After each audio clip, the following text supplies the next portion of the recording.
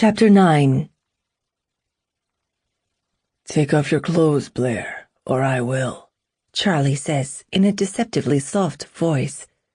He's staring at me from across the shadowy bedroom, around 15 feet away. It's almost too dark to see him, but I can. His tall, powerfully broad frame is blocking my way to the door. He's standing there, prepared for combat, with his legs slightly spread open. He thinks I'll try to fight him, and he's right to assume that, because I will. He just reiterated the deal he made with my master, how I'm supposedly his for 3 months, or until he gets bored. I don't know if I believe him.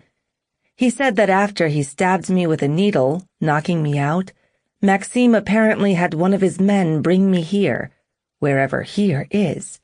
So he knows where I am. He refused Charlie's request to bring me himself. That's my silver lining. It tells me my master still cares, or that this could possibly be a lie. I hope it's a lie. "Go on," Charlie says, and comes toward me, his heavy feet thudding against the wooden floors. Swaying on my feet, I clutch the bedpost with one hand. I try to gain focus so I can battle, but I'm still groggy from whatever he gave me. When he reaches me, he tries to get me out of my leather jacket by pushing his fingers in the shoulders. I weakly grab his wrists, but he twists out of my grasp and pins my hands at my sides, making me groan in a mixture of fear, anger, and self-pity. "Just relax," he says, his breath warming my face, and I can feel his silky hair tickling my cheek where he's let out his ponytail. "You must feel lightheaded." Resisting the urge to scream at him, I let my head roll to the side so I can hide in my hair. "What did you give me?" I ask, staring into the darkness. "Just a little something to put you down so you couldn't resist," he whispers. "But don't worry, it'll wear off." When his hands over mine loosen, I slip out of his grasp and slam my fists into his chest, knocking him back a few steps. I breathlessly bump into the bedpost on my shoulder. I'm not at full strength, and my head is so cloudy that I can't think straight. The last 24 hours are like looking into a black hole. I strive to focus my mind, desperate to figure out what's really happening and what is the truth. I remember telling Maksim that I cannot get his 15 minutes. I remember Charlie kissing me. I remember talking to Charlie in the kitchen and briefly waking up in the back of Maksim's SUV. I know it was Maksim's SUV because I could smell his brute scent. It was dark, and the road we were driving along was bumpy. I could still taste Charlie's blood in my mouth from when he kissed me. My eyes widen at the realization. He is telling the truth. "No," I breathe out, a lump forming in my throat. "Blair?" Charlie hunches down to look at my face, hidden behind my hair. "What's wrong? Do you feel ill?" In a moment of madness, to save my ass from whatever he has planned, I reach for my gun in my inside jacket pocket. I fumble to grip the cold metal handle and pull it out. Though it's heavy, I'm sure not to drop it, holding it with both hands. I lift it high enough to aim at Charlie's head as he stands upright with mute shock. "Where the fuck are we?" I say, clicking back the hammer while blinking rapidly to clear the fog. He points a long finger at me, warning. "Put that down." "You didn't anticipate I'd have this, did you?" My voice is the wrong side of confident, but I'm not confident. "Didn't you think to pat me down?" His nostrils flare in the shadows. "Where the fuck are we?" I scream, tearing my throat to shreds. He doesn't say anything, so we watch each other for a moment, the atmosphere thick with tension. I'm not sure who is the prey. Inside, I feel it's me. I'm shitting myself. Charlie walks into the barrel of my gun, hunches down and presses it to his forehead. "Do it," he hisses through clenched teeth, or give me the gun, Blair. My face crumples with defeat and anxiety. I cannot actually shoot him. I'm just trying to scare him. I don't really know who he is yet, or how important he is to others. I cannot be sure people won't come looking for him if he goes missing, and I cannot risk the blame landing on Maksim, even if he has betrayed me. I hold Charlie's unnatural blue gaze. He's not at all afraid. I am, because I'm certain he's going to abuse me for the next few months. Maksim clearly cannot stop him. He took me from my master's house and doesn't seem to have a scratch on him. Go on, señorita, he says more gently this time. Shoot me. If I don't, you're going to do terrible things to me. He nods, making the gun move in my grasp. You're right. I am. There's something icy in his voice, like vengeance. He wraps his long fingers around the gun to hold it in place on his head. Do it, he yells, making me squeak and jump in my skin. Fucking do it if you want to do it. Exhaling shakily, I let go of the gun. He throws it over by the door. It lands with a heavy bump that makes me flinch. He then grabs me around my arms, imprisoning me with all his strength. I stiffen in his hold, panting heavily, trying to gather my wits. He doesn't do anything right away. He's just holding me in place, looking down at me. I need to speak to Maksim, I say, lifting my eyes to his. Charlie quietly scans my face, his expression unreadable. Or to me, his expression is unreadable. I'm so dizzy. I need to ask him something. I need to speak to him, I yell in Charlie's face. It makes me dizzier. What for? He says. Permission? I nod in a floppy state. He's right. I do need permission. I can't do this, whatever this is, without Maksim's full permission. Are you gonna let me take off your jacket? Give and take. Is that what this is all about? I can let him take off my jacket if it means I can talk to Maksim. I need to talk to Maksim. I nod again in a weak manner as his hands draw down my arms and he pulls off my jacket. Leaning past me, he lays it over the foot of the bed, then steps back. He's quiet again. I can't fucking stand it. His silence seems to magnify his presence. Can I speak to Maksim? I say, wavering under that powerful stare of his. Please, Charlie. More silence. I try to convince myself that I can see pity in Charlie's eyes as he studies me, but it's a lie my mind has conjured up. This man doesn't pity me at all. Charlie, I snap, balling my hands. He pulls a phone out of his jeans back pocket, dials someone, and passes it to me. With a rickety hand, I take it and put it to my ear. What's the problem, my friend? Maksim's husky Russian voice almost breaks me. Having trouble taming? Cup, Maksim, I whisper, cutting him off, squeezing the phone in my grasp. My little pet, are you okay? He sounds worried. What's happened? Please do not tell me you have done something to Charlie Desena. No, he's here. I glance up at Charlie, who is watching me intently. Then I turn my back on him, holding the bedpost with one hand so I don't topple over. Cup, Maksim, what am I doing here with Charlie? Did he not tell you? Yes, I say with hesitation. He says, you are to fulfill Charlie's needs without ruining your virtue. Complete the job when he needs you to shut down London's CCTV system, and only that job, and return home to me alive and well in no more than 3 months' time. Every word he says is like punching me in the chest. Is that clear? You want me to... I blink into oblivion, swallowing past the lump in my throat.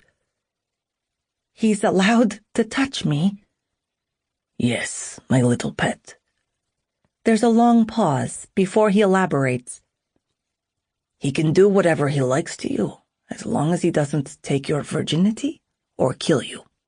Also, he doesn't want you to respect him as you do me. He wants you to decide for yourself, for whatever good it will do. I cup my face in one hand. My head is hurting. I'm so confused. Don't be confused, my little pet. Do not fight him. Just do your job and come home to me. His words echo while my world narrows. He can do whatever he likes to you, as long as he doesn't take your virginity or kill you. Charlie was telling the truth. Maksim has bartered me. No, please. I'm sorry. I squeeze out every word, gripping the phone so tight my fingers ache. I'm sorry if I've been bad the past few years. I'm sorry for... Maybe if I come back and live with you at the house, it will help. I'll be good, I swear. There's nothing but silence. Cup Maksim. Cup Maksim, are you there? I check the screen, trembling so hard I almost dropped the phone. It's dark. He's hung up the call. No. The ability to breathe abandons me. I try to call him back, to beg for my life, but Charlie takes the phone from me. No, I scream, attempting to snatch it out of his grasp, but he pins me to the bedpost with one arm over my chest. Let me go! I grip his wrist with both hands, trying to pry him off, but his body is too powerful. I'm not finished talking to him. You are. He shoves his phone in his jeans back pocket. He just told you what you have to do. No, he didn't clarify. I'm shaking out of control now, and Charlie is so close that I can smell the clean, sweet, musky scent of his skin. I wish he'd back the fuck up so I can think. Why didn't he tell me this in person at his house? Why did you have to drug me? I would have come willingly if Maksim told me to. I would have. I don't want you having anything to do with him until I'm done with you. That's why he didn't tell you himself. But that doesn't make any sense. I shake my head to get rid of this vertigo. You just let me talk to him, and if you let him give me my orders, you wouldn't have had to drug me. I'm not going to keep going over this, Blair. His voice deepens with authority as he says that, determined to get off the subject. When I decided I wanted you, I told him then and there to stay away until your time with me is up. He knows better than to go against my word. He warned me you would resist, so I drugged you, and now you're here with me for 3 months. He shrugs. Get used to it. That's hard to digest. I can't imagine not speaking to my master for 3 months. What do you... I start to say, What can I do? My mind is too chaotic. I don't even know what question to ask. Why did he just let me speak to Maksim if he doesn't want us to have any contact? Don't be frightened, Charlie whispers, cupping my face with his free hand. I'm not gonna hurt you. Liar, I snap like a child, and he stands back, releasing me from the rule of his body. You just admitted that you're going to do terrible things to me. I'm all for a bit of sadism. I can't stop myself from thinking about when Charlie said that at the prince's party. Bending at the knees, he puts us at eye level. If you misbehave, then yes, I will hurt you. I sink into my shoulders, shooting him a daggering glare. What have I ever done to make you want to hurt me? What have I ever done to make you want to do this to me? There's a moment of visual power exchange. I don't think he likes that I just asked him that. He sighs, blinking at me, his temple ticking. It's there again, that facade of pity. I wish it was real, so I could use it to my advantage. Look, he says softly, glancing between my eyes. I won't hurt you beyond what you can handle. You have my word on that. If you want me to stop at any point, all you have to do is say stop, okay? Stop? Is he fucking kidding me? You know I can't tell you to stop, I hiss in his face. I'm not allowed to. Here, he points at the ground between us. With me, you can do whatever you like. All you have to do is open your mind. With one push, he knocks me back onto the bed, and I fall with a bounce. Charlie grabs the hem of my t-shirt and tugs it up over my head, leaving me in my black sports bra and sports trousers. I do nothing. I just sit there, huddled in my dark red hair as it pours around my body. I look at the floor, obeying Maksim, thought after thought romping through my mind. Charlie can't actually have sex with me, but that just makes the whole thought process worse, because I have no idea how he's planning on getting his kicks. I imagine a beating is on the cards tonight. Men like Charlie enjoy doing that. When he backs up a few feet, I can't help peering up at him. He smiles down on me, tossing my shirt to the side. "What is it?" he whispers as I stare at him. "Maksim told me to fulfill your needs," I say, striving to gather my courage. What do you want?" In silence, he gazes at me like he wants to devour my soul, diminishing my courage. I crawl back across the bed on my elbows to put some more space between us, my heart roaring in my ears. "Well," Charlie says finally, tilting his head, "I want to fuck you como loco. I thought that was obvious." My entire body sinks with anxiety. When my naked back touches the cold wooden headboard, I shut my eyes and hug my middle, complying with Maksim's command not to fight. What's the fucking point? Either Maksim or Charlie is going to abuse me. I might as well accept the latter. "You're like a beautiful, wild little wolf," he rasps in the darkness. I don't utter a word to that, and it's silent again. I can hear Charlie's heavy breathing over the blood roaring in my ears, but nothing else. The house feels so quiet. The minutes creep by, and nothing happens. Eventually, I have to open my eyes to look at him standing there at the foot of the bed, mentally beckoning him to get a fucking move on. "What are you thinking?" he says, his eyes tapering with wonder. Is that why he's taking so long? He wants to get in my mind? "You're not allowed to take my virginity," I warn, and I'm stunned by how even my voice comes out. "So I'm told." His blue eyes check me out from head to toe, and he's smiling to himself. It's like he's mentally taking off the rest of my clothes. I hate that. It's so personal. I wish he'd just get it over and done with, rather than longing it out and making me more uneasy than I already am. As I blink away from Charlie, trying to center my thoughts on anything else but this, he rounds the bed. His eyes are on me the entire time. I hide in my hair, curtaining my small frame, hugging my middle to the point where I almost can't breathe. He's beside me now, but he doesn't touch me yet. A flicking sound like a lighter going off draws my attention. The room glows with a dancing orange flame. He's lighting a candle. What's that for?" I ask, swallowing after. You're not going to burn me, are you?" "What?" he says, sounding shocked. "Course I'm not gonna burn you." He wants to know why I said that. I can sense it. But he doesn't question me. On the bedside cabinet next to me, there's a candle burner. The rim is filled with liquid.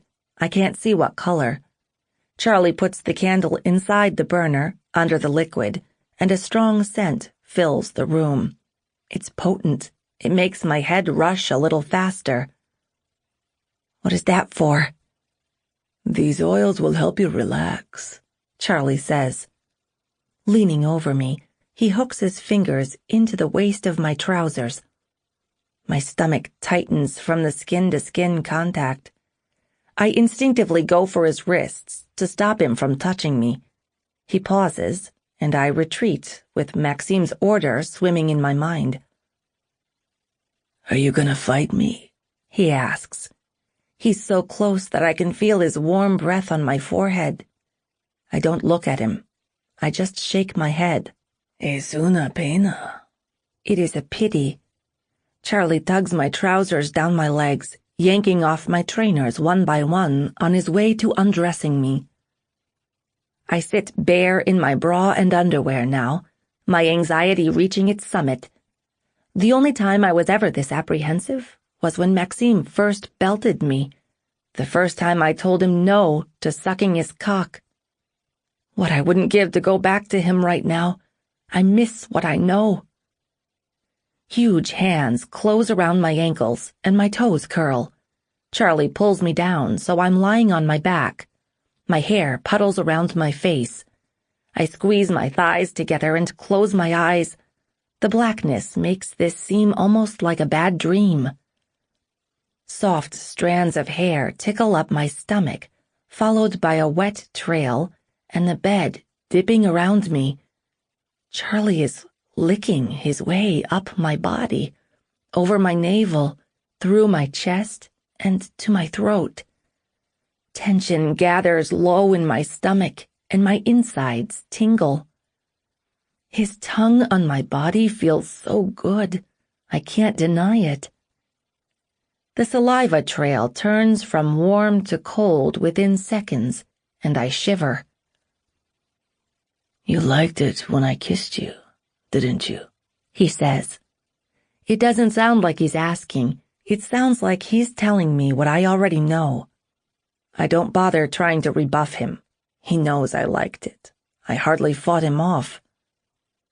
To avoid kissing him again, this is my power over him, I turn my head to the side, but it only gives him the access he wants.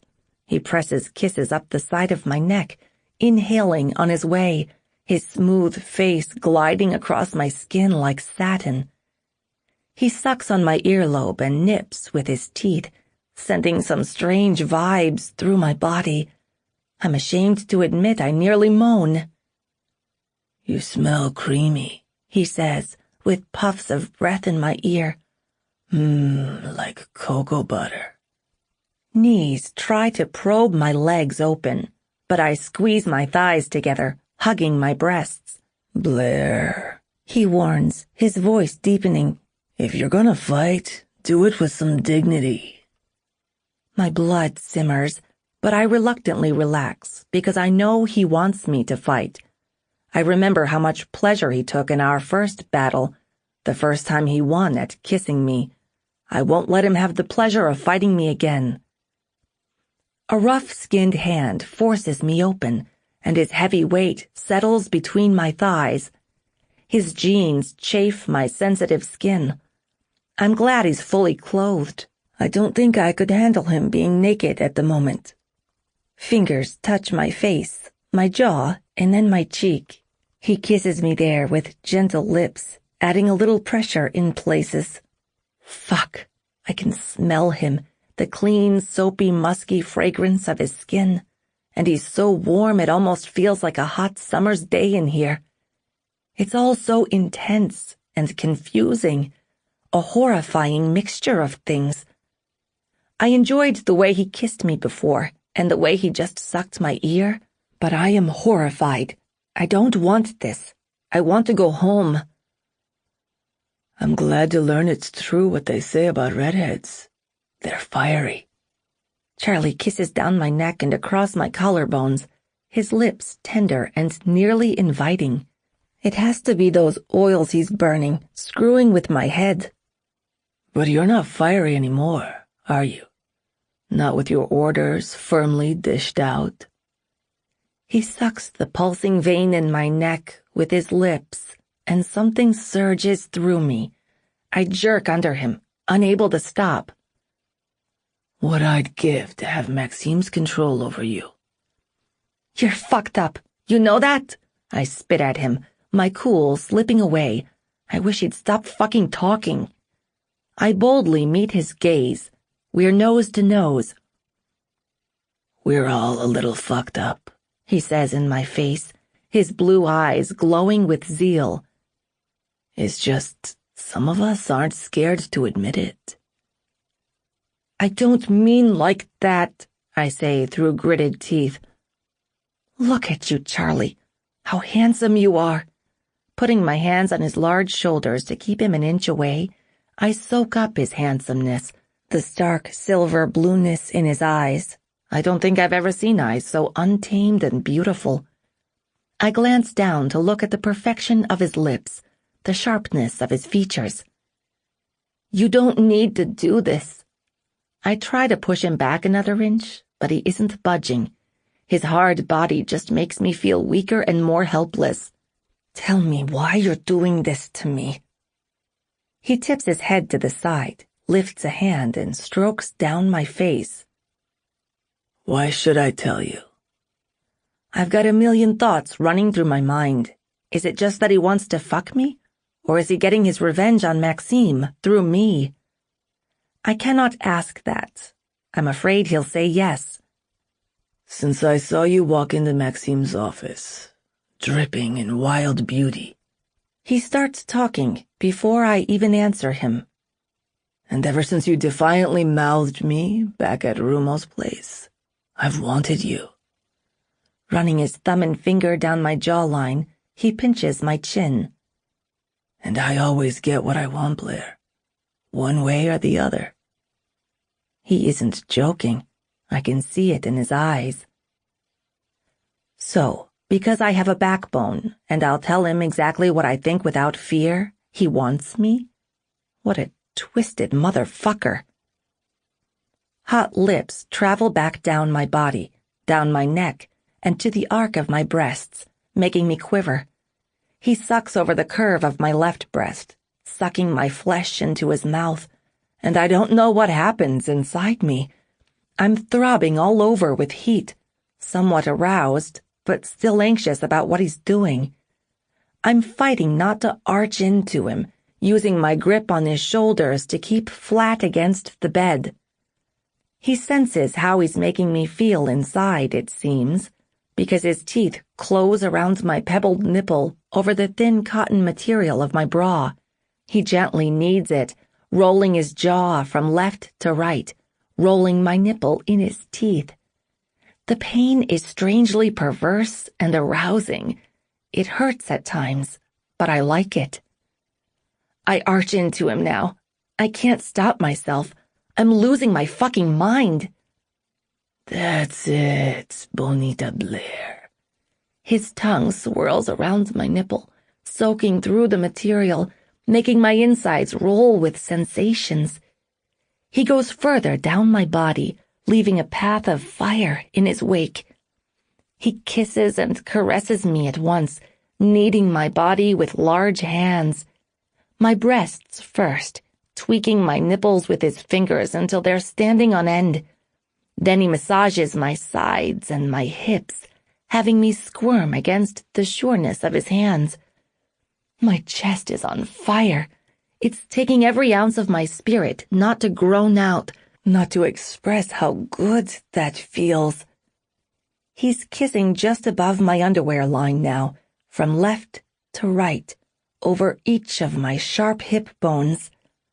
My stomach quivers, and again when his hands follow his kisses down my thighs.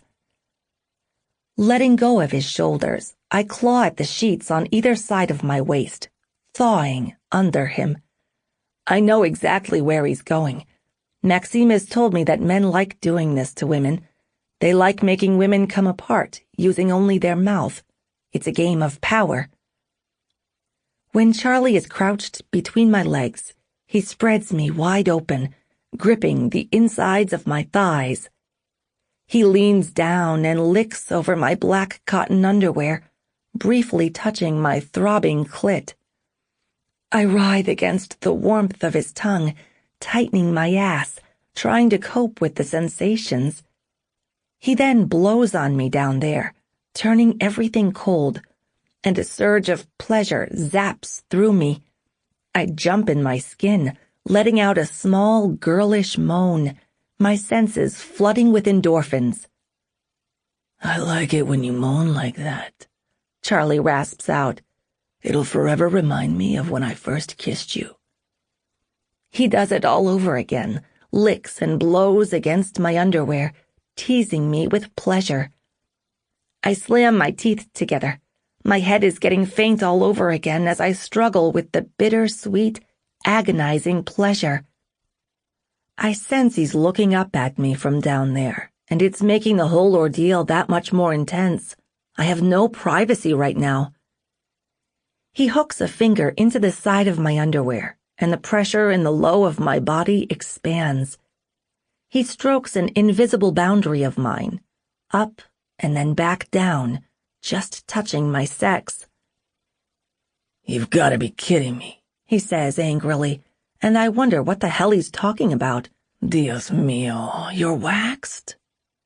The back of his dusty hand tickles my thigh as he strokes up and down my groin some more, savoring the moment. I wriggle about, but I can't escape what he's making me feel.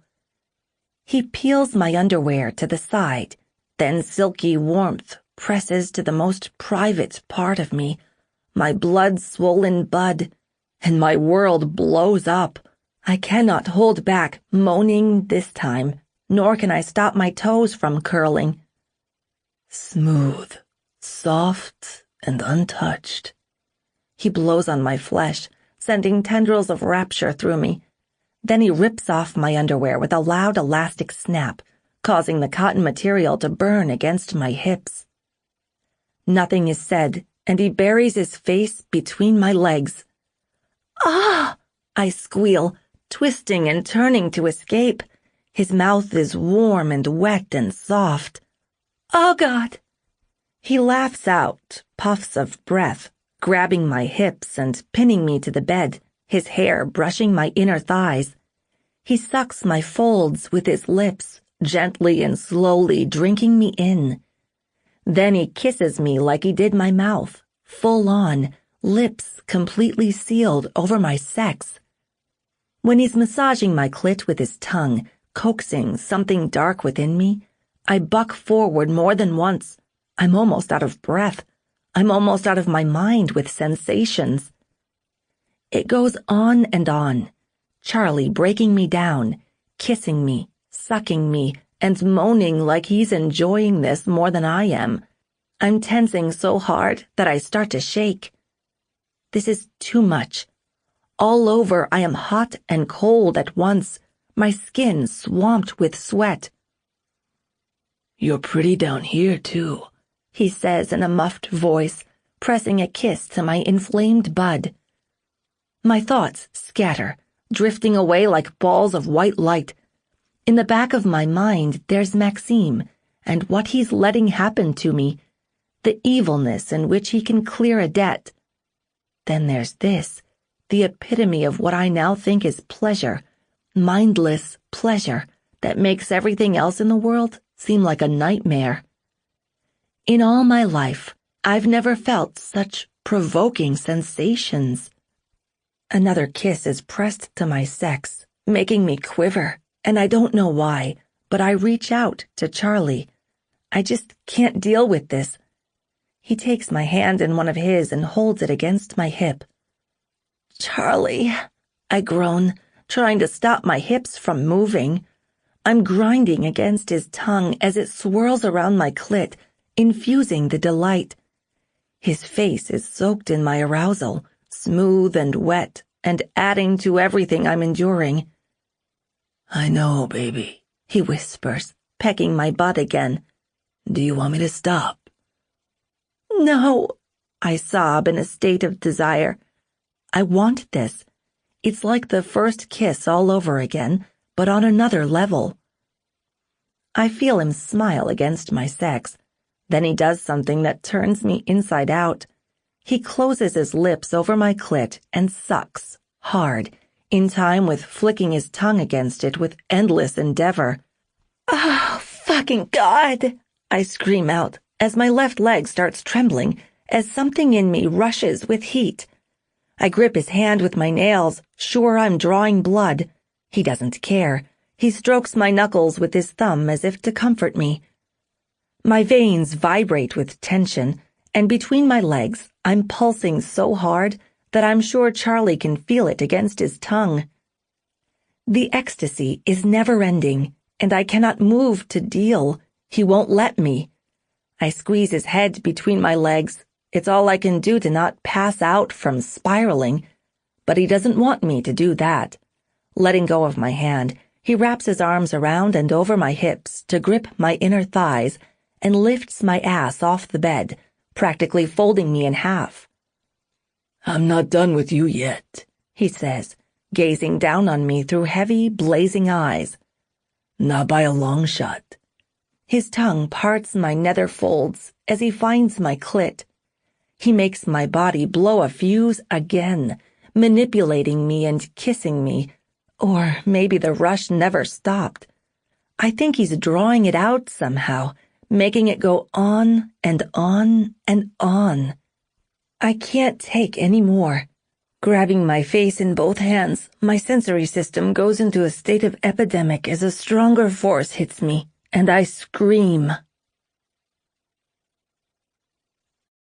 Chapter 10. As Charlie said, he's not done with me, not by a long shot. He carefully puts me back down on the bed and whispers from somewhere above. "You all right, Blair?" I'm floating in a cradle of ecstasy, my chest heavy with pants, and a weird buzzing feeling is radiating all over my skin. A hand touches my face, then strokes under my eye. "Blair, you with me?" I think I nod. I'm not sure. I'm too mindless to concentrate right now. That was extraordinary. I never knew such sensations existed. All I've ever felt is the lick of a belt, heat of a branding iron, or a blow from Maksim's fist. I wasn't aware there was more. Sitting back on his knees, Charlie pulls off his t-shirt, revealing a hard, chiseled stomach and broad shoulders, his chest sprinkled in rough, dark hair. The candle glowing on the bedside cabinet next to us gives an orange shine to his tan skin. Like that, he's more savagely handsome than ever before. Why is he so good-looking? It would be so much easier for me to resist the desire if he was ugly. Panting still, I lie there gazing up at him, sheathed in diamonds of sweat. I cannot even hug myself because my muscles are like jelly, and I do want to hug myself. The sound of a zipper comes down, slow and raw, and heavy movement on the bed. Then Charlie is hovering over me, pressing into the mattress on all fours. I can feel something warm and hard just touching my pulsing sex, but I don't really register what it is. I'm so hazy. I cannot even really make out his face. I've got stars in my eyes. With a single hand, Charlie picks damp lengths of hair out of my face. "So fucking pretty," he whispers, and I can feel his eyes boring into mine. After a while, my serious pants die down, and the barrier that is my dizziness fades away. Charlie smiles when I really look at him, his unruly black hair dripping around his neck and face. His lips are wet from my arousal, glossy against the orange candlelight. My cheeks flush red. I try to cup my face, desperate to hide from him, but he takes my wrists and pins them to the mattress on either side of my head, supporting himself on his knees between my legs. "Don't be embarrassed," he says huskily, reading my mind. "You're perfecto." He licks his glistening lips and closes down on me, kissing my mouth. He tastes salty and smells a little musky, a feminine musky scent with a hint of his own. I turn my face to the side. Not because I don't want to kiss him. I just need a moment to recover. But he doesn't seem to like that. Freeing one of my hands, he grapples my jaw and puts us nose to nose, his fingers digging into my skin. "Don't look away from me," he says, and physically orders me to kiss him. I do, even when he lets go of my face to hold my neck. Losing my mind all over again, I bask in that kiss, in how slow his tongue caresses mine, and how softly alluring his lips are. I even wrap my free arm around his neck to keep him close, savoring the feeling of his smooth, shaven face on mine, his heart pounding against my chest. Looks like we're both running on adrenaline. My lips swell under the pressure of his, but I can't seem to stop having a taste of him. I kiss him with all I have, sucking his tongue and gasping with anxiety every time he attempts to pull away from me. "Why are you pulling away?" I say through clatters of breath, blinking up at him. "You wanted this." "Oh, I still want this, señorita." Releasing my neck from his hold, he braces his body up on one elbow beside my face and stares into my eyes. "I just need to loosen you up first." My heart jumps into my throat. I know what he's going to do. "Is it going to hurt?" My voice comes out so pathetic that I want to punch myself in the face. He silently watches me for a second, his dazzling blue eyes flickering back and forth between mine. The orange glow of the candle makes him look so gorgeous that my heart goes a little faster. "Might a bit at first," he tells me honestly. "But I'll go slow, and I won't go all the way in if it's too much." Won't go all the way in? I think he knows I'm anxious because he focuses on kissing my mouth for a while, a gentle pursuit, his hand stroking the side of my face. I'm practically purring under his touch and his kiss, rushing with heat. I shut my eyes so I can anchor my thoughts on 4 senses instead of 5. Looking at him is too overwhelming right now. His back muscles feel extraordinary under my arm enveloped around his neck, flexing and contracting as he moves, and the weight of his body holding me down isn't so frustrating anymore. I sort of like the feeling of being beneath a powerful man. For the first time in my life, I feel like a girl lusted after, rather than a pet ordered to please. I'm not sure how much time passes before Charlie lets go of my other wrist. Now I'm swathed around him with both arms, putting us chest to chest, crushing my breasts between us. I think those oils have fucked with my arousal or something because I've never felt this ravenous for anything in my entire life. A hand slides between our bodies and finds its way to my forbidden entrance. Charlie rubs me there, making me squirm, making my core buzz with hunger. I'm so wet and juicy, it's ridiculous, inundating his fingers. Virgin cum," he says in my mouth, his voice full of darkness. "You taste fucking sweet, you know that." Pushing his fingers up through my soft, slick folds, he centers his attention on my clit again, teasing my inflamed bud. I cry out. I unhook my arms from around his neck and grab his arm. I'm too tender. It's too much. "Do you want me to stop?" he asks, glancing heavily between my eyes. "No, I blink in the sight of his flush face, not quite feeling like myself. Please, Charlie, just give me a second." Smiling with pure wickedness, he deepens our kiss with a moan and works his tongue across mine, turning me inside out. He doesn't close his fiery blue eyes. He locks us in a period of visual bonding, possessing my fucking soul. I've never felt so vulnerable in all my life. I begin to relax beneath him, letting go of his arm. He adds pressure to my clit then, making me whimper out loud. I claw the sheets on either side of my waist, curling my hips, wondering if this could get any more intense. "You ready now?" he says on my mouth. I nod a couple of times, looking desperately at him. "Good." He pecks my mouth, then licks over my upper lip before sucking me there.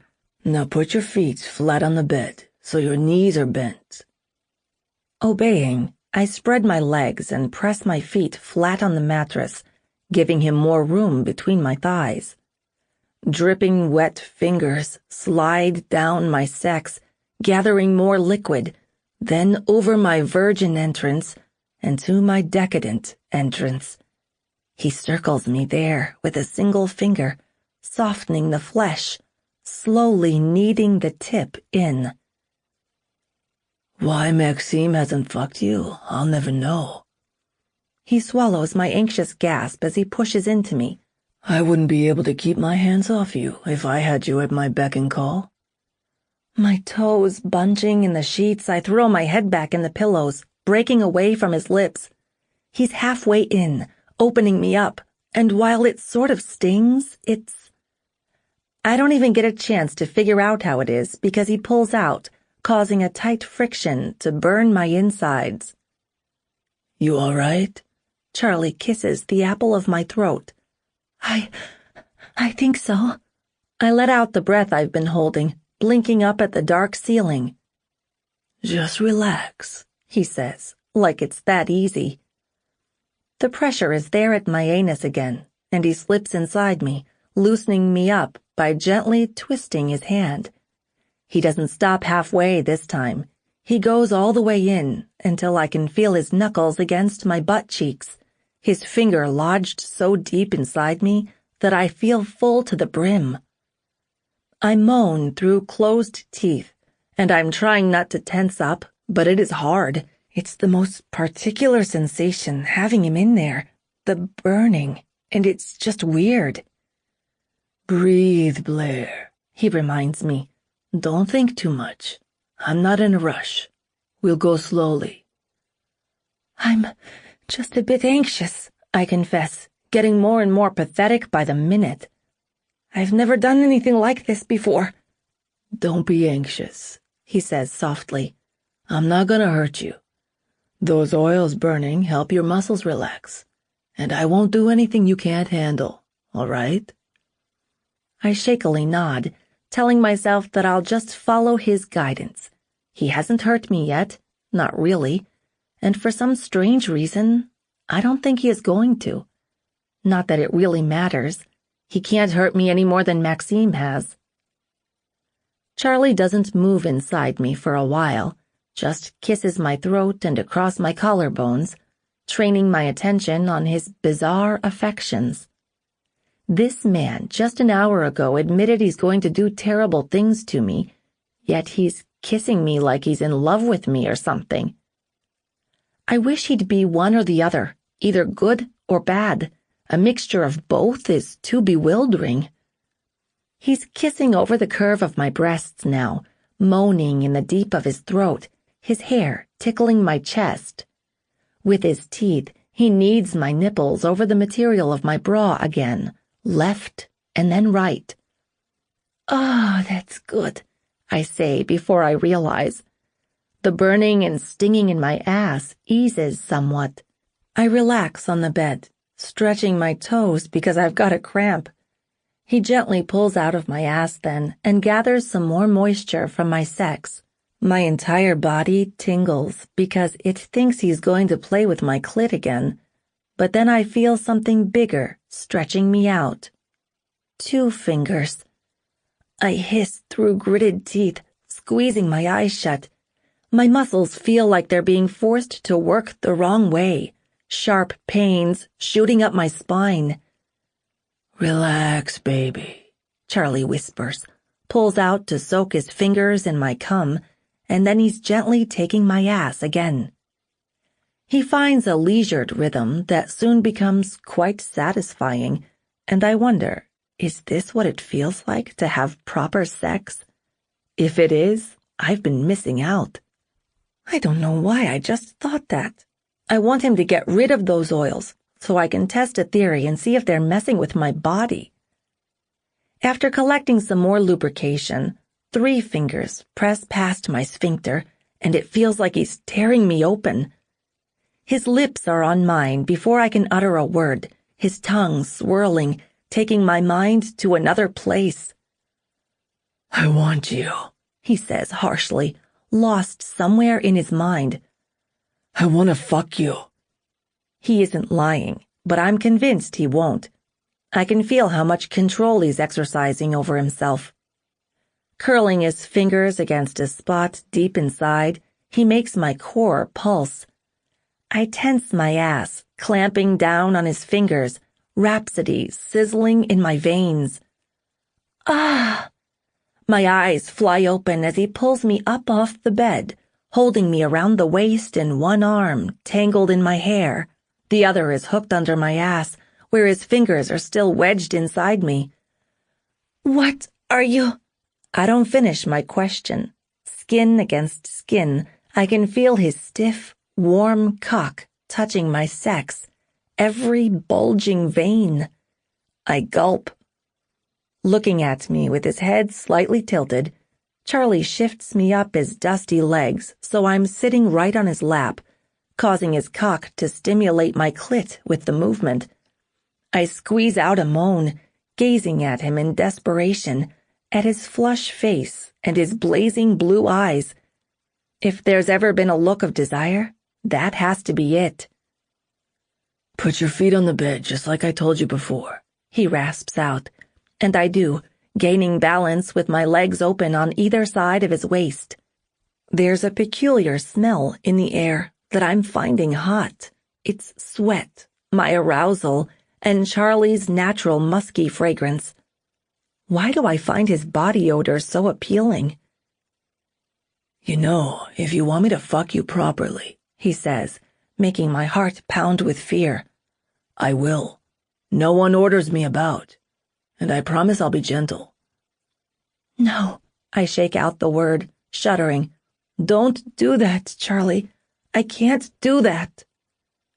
Unable to bear the expression of desire on his face any longer, and because I'm so out of my depth, I bury my face in his dusty chest.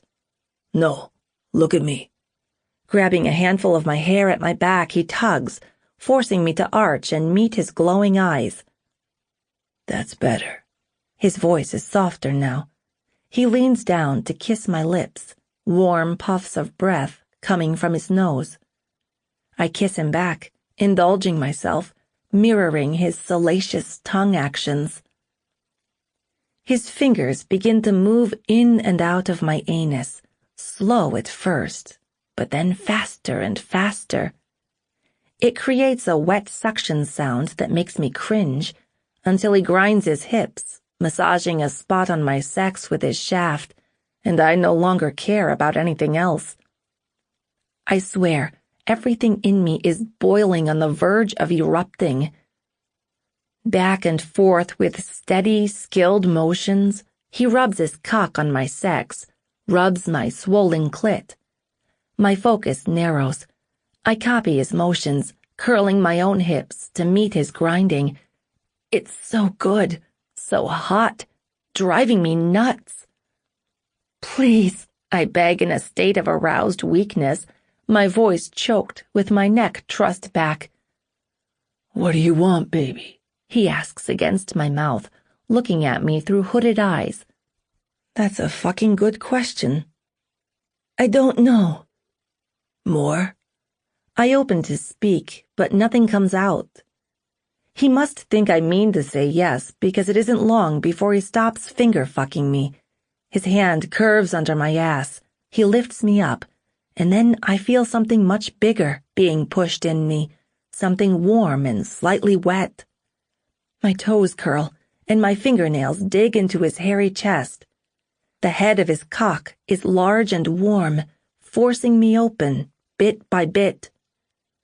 Relax, he whispers, gently pumping his hips to thrust past my sphincter. Ugh! I scream through closed teeth as my insides roll with pain. Fuck, you're tight.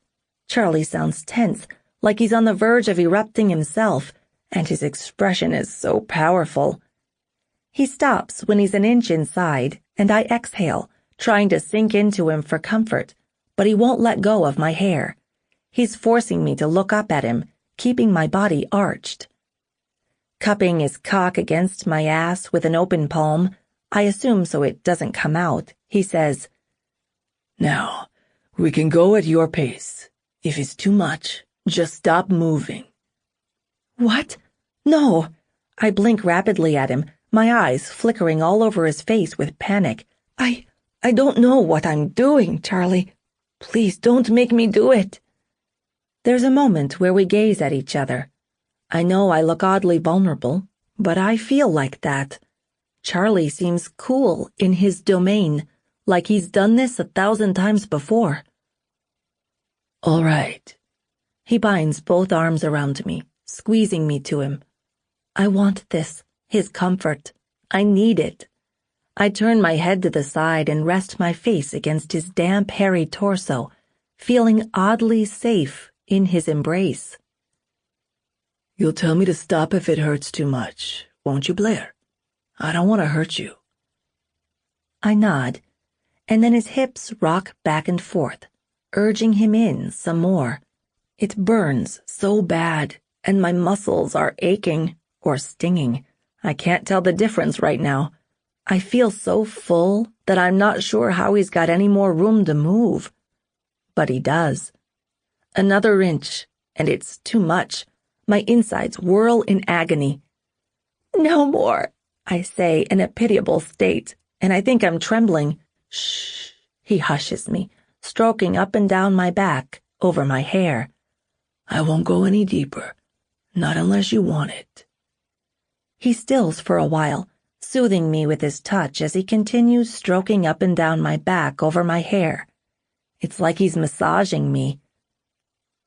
When I'm looser and calmer, he ripples his hips, just a few inches of his cock sliding in and out of me with ease now that I'm stretched open.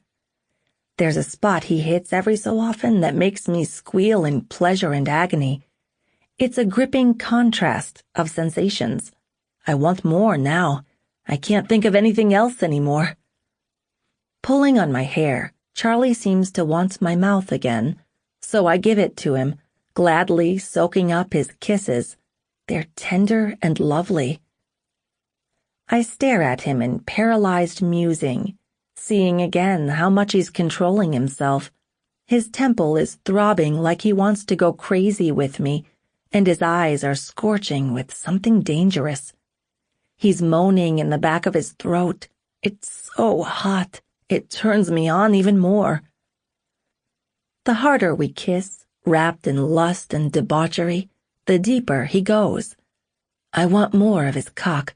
I ask for more, as fucked up as I am, and he gives it to me, until he's sheathed in my flesh, my clit rubbing against his hairy pubic bone. He curses in Spanish, his fingers boring into my back. Pressing my feet into the bed, I rendezvous with his thrusts by swaying my hips, sweat trickling down my spine. Faster and faster, my heart racing out of my chest. He's really fucking me, his thighs slapping against my ass globes, body to body, only sweat between us. He hits that spot every time now, causing ecstasy to gather at my core until it scatters. Argh! My arms fly up to hold him around the neck, clutching to him like my life depends on it. I don't know what the hell is happening to me. This is different than before, more powerful. I'm full to bursting, yet liberated. I faintly hear deep moans mixed with screaming, Charlie and myself, and then he comes to an abrupt stop, crushing me in his arms as he curses to the high heavens. Buried deep in my decadency, he curls his hips around, massaging my clit with his pubic bone. It's so intense that I buck away in a tremor of spasms. My sex pulses while my spine is tingling. Large hands clamp down on my hips, shoving his cock right inside me again, drawing out the pleasure. It's radiating supernova. I hide my face in the crook of his sweaty neck, scream and cry, barely handling what's happening to me. It's never been this agradable, Charlie hisses. It's never been so good, tensing from head to toe. I can feel the tension in his body, in his hard muscles. When it's over, when he lets go of my hips, I slump on him, gasping so hard that my throat is on fire, trying to come down from whatever that was. My ass is stinging, and I can feel warm liquid dripping out of me. A hand caresses my back over my hair, while another is holding me to Charlie because I'm sliding down his damp body. He's panting with great effort, his heart drumming in my ear. He says something to me, but I'm not listening. I'm coming down from the orgasmic rush, and it's scarily sobering. What the fuck have I just indulged in? I feel sick. You all right? Charlie says in puffs of breath, kissing the side of my damp face. I don't say anything. I can't. I feel strange in my own skin. Pressing into his chest with both hands, in time with shakily standing, I force him out of me. Hey. Charlie tries to stop me. Hey, careful. Ah! I wince, slapping his hands away. It fucking hurts, my muscles resisting the corrupt withdrawal. I drop back onto the bed with a loud huff of relief, roll over, and curl into a small ball. No, I don't feel sick. I am sick. One sick motherfucker for enjoying that. A hand touches my hip.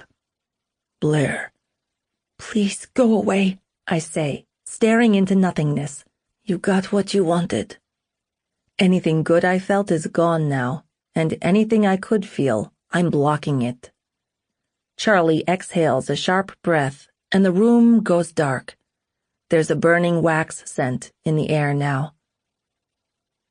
Señorita, I'm leaving, he says, and I feel the weight of a blanket covering my body up to my chin. Do you want anything before I go? Like a glass of water? Don't think. Refusing to answer him, I shut my eyes, desperate for the night to take me. Chapter 11. When I wake up the next morning, everything is fresh in my mind, and I'm fuming. I untangle myself from the blanket and roll onto my back, arching with a breathless moan. My ass is a little sore, and my hips feel like they've been banged so hard they ache. There are fingerprint bruises on my back where my ribs are, and parts of my neck feel like a vacuum had its way with me. Charlie's mouth. That sexually warped bastard. Trying not to tense up with anger, I take deep, balanced breaths. But with every inhale, I can smell cleaning polish. It's orange and citrusy. It reminds me of when my car has been cleaned. My car. Home. Maksim. James. Just thinking about it all makes me so... I have no words. I cannot believe Maksim gave Charlie permission to do that to me. I cannot believe he let that motherfucker drug me when all he had to do was tell me my orders and I would have followed suit. How could he barter me in this sexually violating way? How could he do this to me, his most trusted devotee? Seething and on the verge of pitiful tears, I stuff the blanket in my mouth and scream so hard that I can feel my throat being ripped to shreds. I'm shaking, too. I could kill someone. I'm so glad Charlie isn't here right now. I might do something I'd live to regret, especially when I think back on last night about what he did to me, the things he made me feel. Not only am I fuming, but I'm so embarrassed it's beyond belief. Charlie practically had me begging for him. He even held my hand when I reached out to him and comforted me through my first orgasm. That's humiliating. I'm trained to kill, trained to punish and protect, and I wanted Charlie to hold my fucking hand? Maybe it wasn't me. I try to convince myself for whatever good it'll do. I'm not weak. I'm tough. Charlie drugged me, and he had those oils burning, which he said would help me relax. Yes, he forced my state of needy weakness. The memory of him grabbing my hips and shoving his cock back in my ass to draw out my orgasm makes my insides tingle. And then I feel a warm gush of liquid between my legs. Fuck, I don't even know why I'm thinking about that, but it seems to be turning me on. I beg myself to put it out of my mind. It's too mentally consuming and confusing. And as I've no idea when Charlie is going to show up today, I need to get my shit together. I cuddled the blanket to my chest, stunned I'm still wearing my bra. I sit up in bed, squinting through the sun flooding the room. It's so bright that my head pounds for a moment, but when my eyes adjust, I'm stone-cold sober. The room is big and airy, with high ceilings and dark paneled walls, a huge brass chandelier hanging overhead. The parquet floors are highly buffed, but old and worn. In the left corner of the room, opposite from where I'm sitting on the bed, there's a small square table housing a chessboard and a throne-like chair made from redwood. An antique armoire stands next to the chair, made from the same redwood. It's as if I've gone back in time, and I'm in some medieval showdown. I never expected Charlie to live in a place like this. It's just not him. Through the tall sash window on the left wall that boasts no curtains, I see the sun burning low in the sky. It has to be morning. The sun isn't past noon yet. The air breezing in is refreshing, cooling my warm skin. He must have opened the window for me. How fucking nice. Madak, I hiss to myself, twisting my lips in anger. I want to go outside and take in the morning's freshness. I want to feel free for a moment. I don't want to be here. I miss home so much, my apartment, Maksim and James, and it's only been one night. How does Maksim expect me to do this for 3 whole months? If James was here, I'm not sure this would be happening. I know he'd be fighting to do whatever he could to spare me. He always does. No, I whisper, my voice choked up. The guilt I feel for even considering letting him take my place is horrible. Dealing with Maksim is one thing, but Charlie is another. None of us really know him, and up until now, he's not actually hurt me. I can't be sure he wouldn't hurt James. I hope James is okay with Maksim. Don't think about it, I say, speaking to the empty room. I put last night and James in a little black box in the back of my mind and hope the thoughts will stay there. Hooking my feet over the side of the bed, I get up on shaky legs, my muscles aching from head to toe. Something crispy and sticky draws my attention to the flesh between my thighs. Charlie's cum, and my morning's arousal. I recoil, trying desperately not to think about it. I focus on the clothes at the foot of the bed, a pair of skinny-fitting jeans, a black long-sleeved sweater, and a pair of knee-high flat-heeled boots. These aren't mine. Where are my clothes and trainers? The clothes are all right, I guess, but the underwear isn't exactly what I'd call underwear. The bra is black lace, and the matching panties are just a scrap of material. I pick up the thong with my finger and thumb. I'm not wearing this crap. I toss the underwear back on the bed and find my way into an ensuite bathroom that leads off the bedroom. I head straight for the triple-width shower. I need to get clean. I feel so dirty. Flicking on the faucet, I snap off my bra and step under the flow to shower in ice-cold water, shivering as it sprays over my face and my body. I wash with a bar of lime-colored soap that smells strong of mint, using my hands and fingernails. My ass stings against the soap, but the cold water is numbing. The soap dries out my hair as I lather, making the strands feel a little wiry, but there's no shampoo or conditioner in here. I briefly wonder if Charlie pre-planned bartering me. He doesn't seem prepared. Or maybe he is. Maybe he just won't offer me luxuries like Maksim does. That wouldn't surprise me. When I'm done, I can only find a small hand towel in the bathroom. Definitely unprepared. I dry myself as best as I can, patting my hair. There's a toothbrush and some toothpaste on the vanity sink under a long mirror, so I brush my teeth, and then I go back into the bedroom to dress. I'm grateful for the clothes, given it's a little chilly in this big room. I don't put on the bra or the thong. They're so trashy. They're not me. I wear sports bras and comfortable underwear, not this shit. My breasts aren't that big anyhow, so going braless won't matter. The sweater is made from cashmere. It's so soft. I hug my middle, missing home a little more.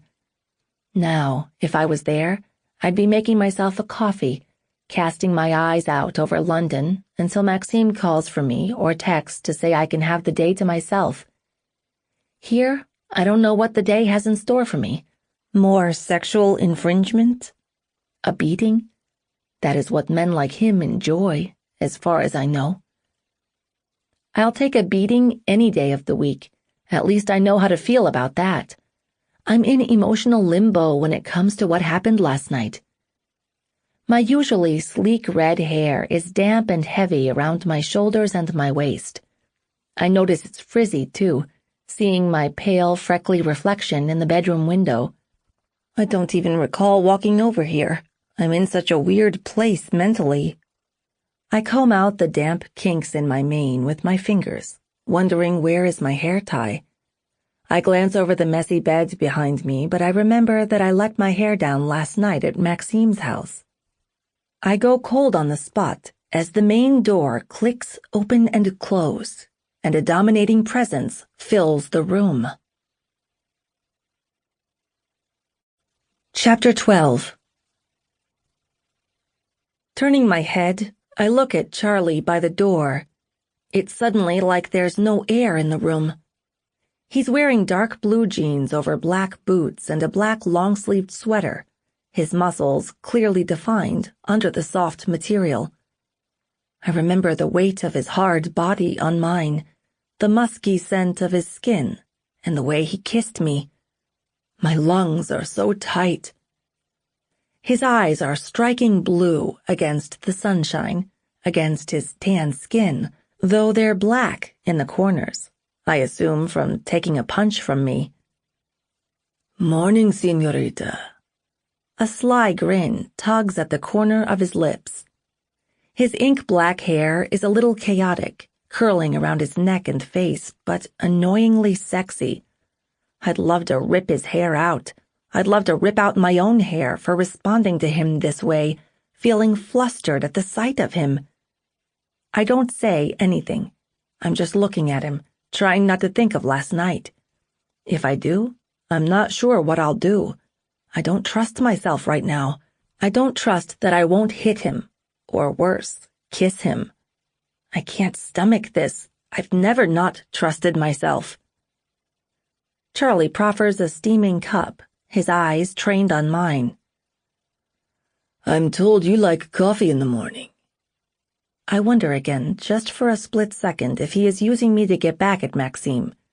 One day I'll ask him, when the time is right, and I'm not terrified that he might say yes.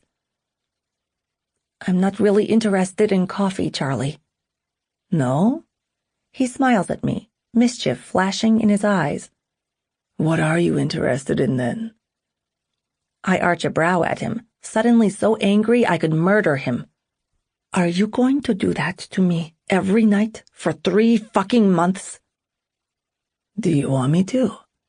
He's deadly serious and a little amused. No, I don't want you to."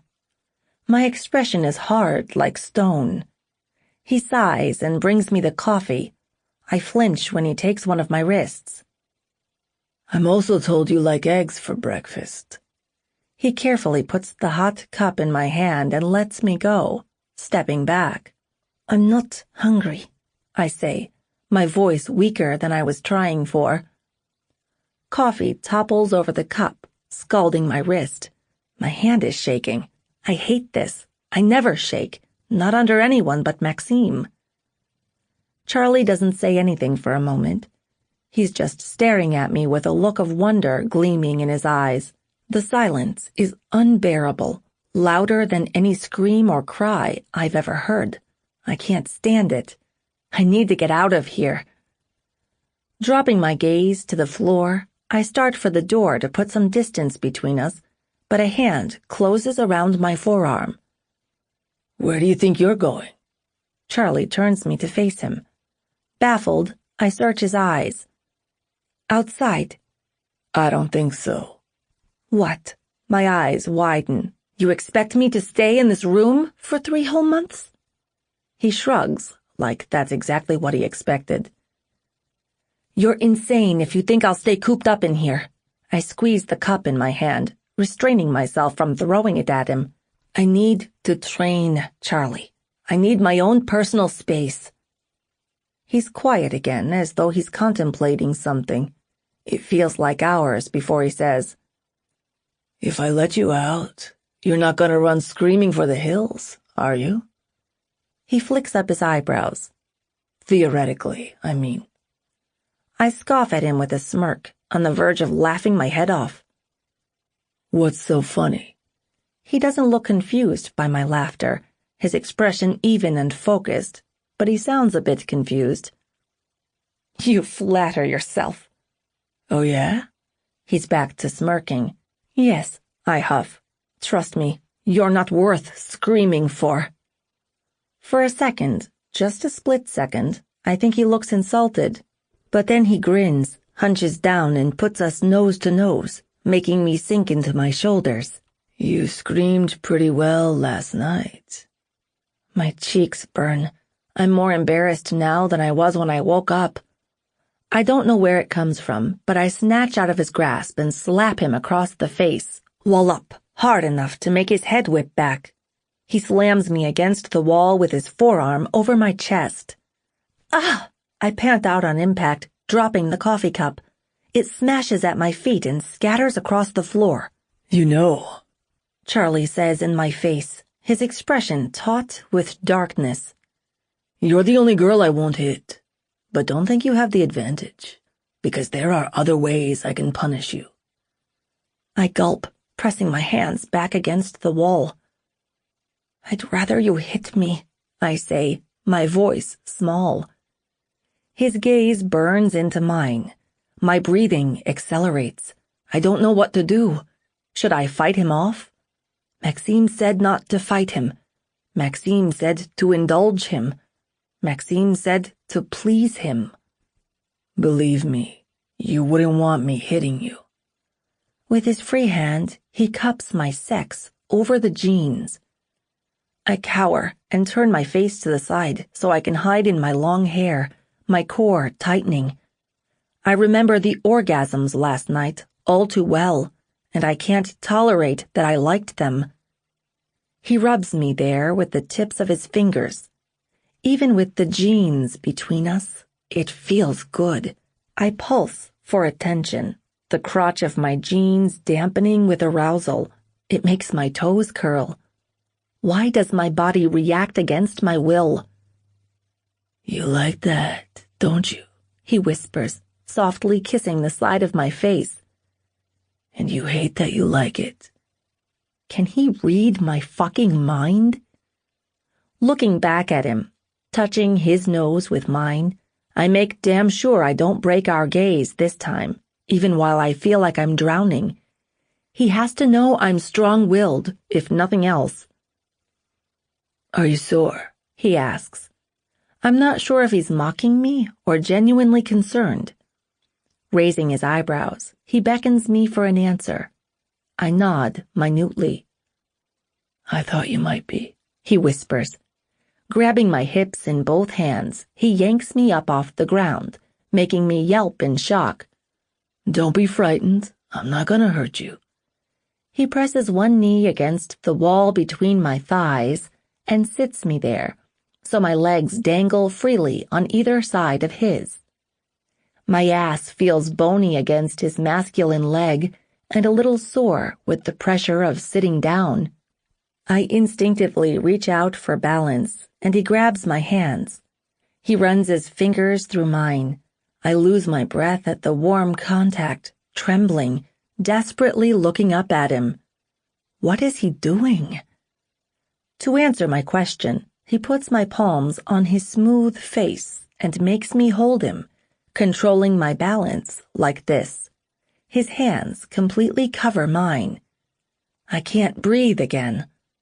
Not once does he blink while staring right through my soul, his blue eyes full of desire. I feel so weak and small at his mercy, and I know I look scared out of my mind. I can't stand this. No one has ever been gentle with you before, have they?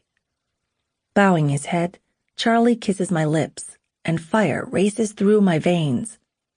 Have they? He repeats, because I don't answer him, speaking against my mouth.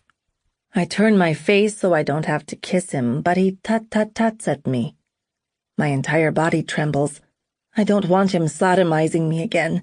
It gives him too much power over me. So I face him. He pecks my lips, chipping away at my will, making me want him in this fucked-up endeavor of allure. I detest that I want him. It's crazy. I should hate him, and I do hate him. But right now, the desire is stronger than the hate. I can feel it in my body. I start to say something, anything to stop this, and he takes full advantage, just like he did before. Delicately touching my tongue with his, he has me moaning and melting again, gripping his jaw in a desperate attempt to make love to his mouth. All my anger and hate vanishes. It seems I lose focus when he does things like this to me. I'm not myself. He hums deeply, then forces his sodden tongue right into my mouth and massages unholy across mine. I can taste real, bitter coffee on his tongue and Charlie's natural flavor.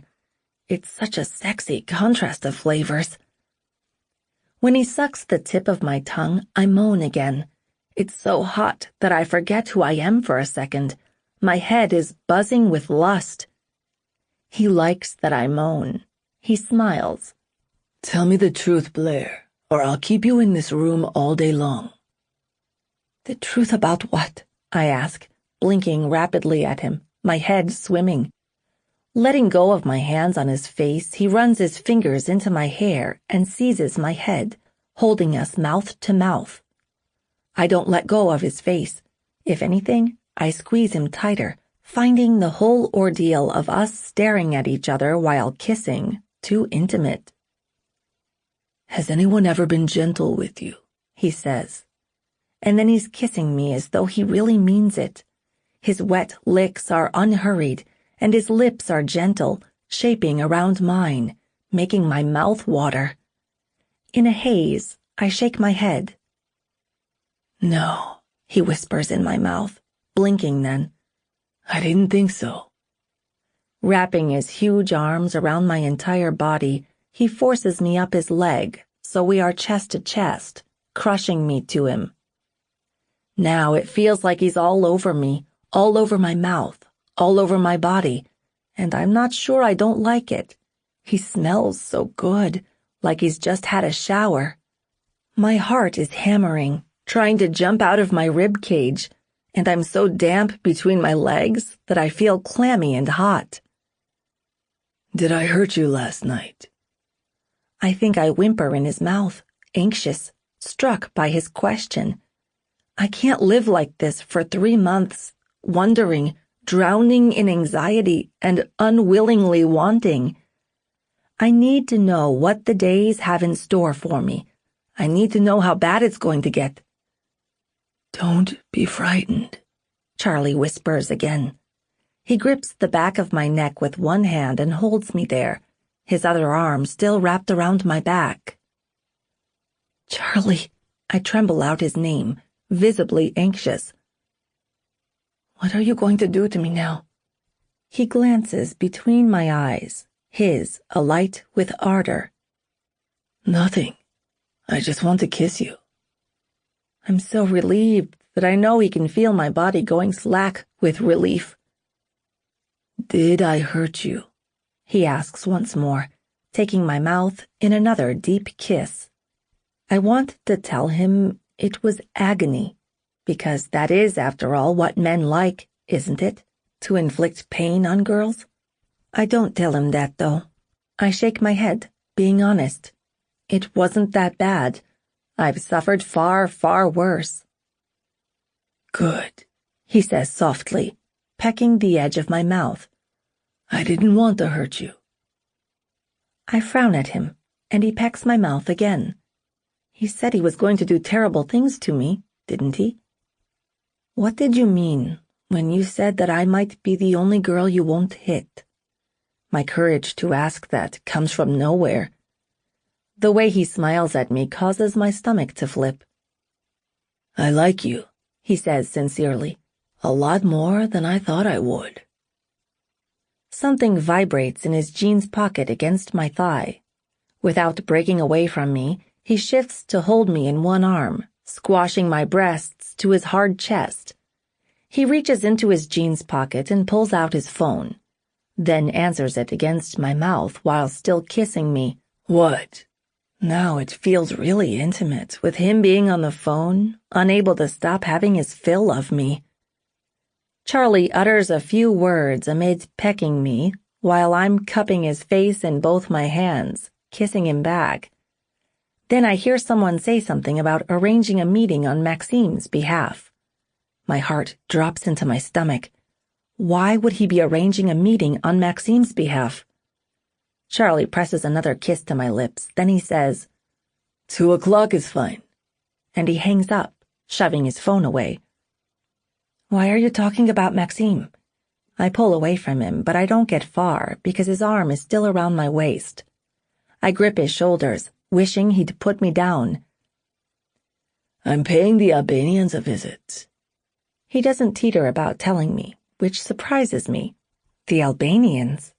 That girl who got fucked at the prince's party springs to mind. Yeah, Charlie says. Using his free hand, he tucks my hair back over my shoulder, really looking at me through heavy blue eyes. Maksim is having a few issues with them, so I agreed to sort it out. Maksim is having problems, and he went to you instead of me? I'm affronted. I cannot believe this. I push against Charlie's chest, forcing him to drop me on my feet, and crane my neck all the way back to look up at him. Why has he come to you and not me? They're a little out of your league, señorita. Pressing one hand against the wall beside my face, he cages me in, towering over me. Out of my league? I ask, glowering, my body getting hot because he's doing this weird primal proximity thing. What does that mean? Glancing between my eyes, he smiles at me. It's such a gorgeous smile that I can't stop my heart from beating a little faster. They're quite dangerous. He wipes across my upper lip with his thumb, as if he doesn't give a shit about what we're talking about. Then he kisses me once more. He seems solely focused on me. Too dangerous for one small girl. I laugh sarcastically, folding my arms over my chest. You actually believe that you bested me with ease, don't you, Charlie? He doesn't answer me, but he thinks just that. It's in his meditated stare and his cunning, lax smile. Well, understand this. I put up a little bit of a fight in moments because my heart is in war with my head. I put a finger to my temple. Not because I'm weaker than you. So when you have your way with me, know it's because I let you under Maksim's wishes. Nothing more. Is that right? You bet it is. I speak through clenched teeth. I do whatever Maksim says. I'm only here because he wants me to be here. Charlie hunches down, putting us face to face. And if Maksim told you to come home right now? I point at the space between us, feeling like myself again. I'd kick your ass if you didn't let me go. Then I'd leave. You really do think you could beat me in a fight, don't you? Oh, I don't think. I know. Silly chica. He chuckles, standing back and crossing his arms. Maybe one day, he cocks his head, we'll get in the ring and battle it out. Name the time and the place. I'm so sure I'll beat him that I want him to say right here, right now. He doesn't, of course. He's just looking at me like he's gently taking off my clothes. My cheeks get hot, so I stare down at the floor. I'll come with you to meet with the Albanians, if you don't mind. You might find me useful. He scoffs, insulted. Maksim might have no shame in having a tiny girl on his security detail, but I do. Shame? Glaring up at him, I cross my arms again, mimicking his pose. I took you on, and almost vanquished you, might I add. He flashes the filthiest smirk, reaches out and gently pinches my chin. Almost. I pull my chin out of his grasp. He starts chuckling again. His cheekbones are clearly defined with that large smile. I'm not surprised Maksim sees you as his trophy. That lucky motherfucker has had you for far too long. Charlie, I say softly, thinking about my master. I want to avoid any intimate conversations with you, if you don't mind.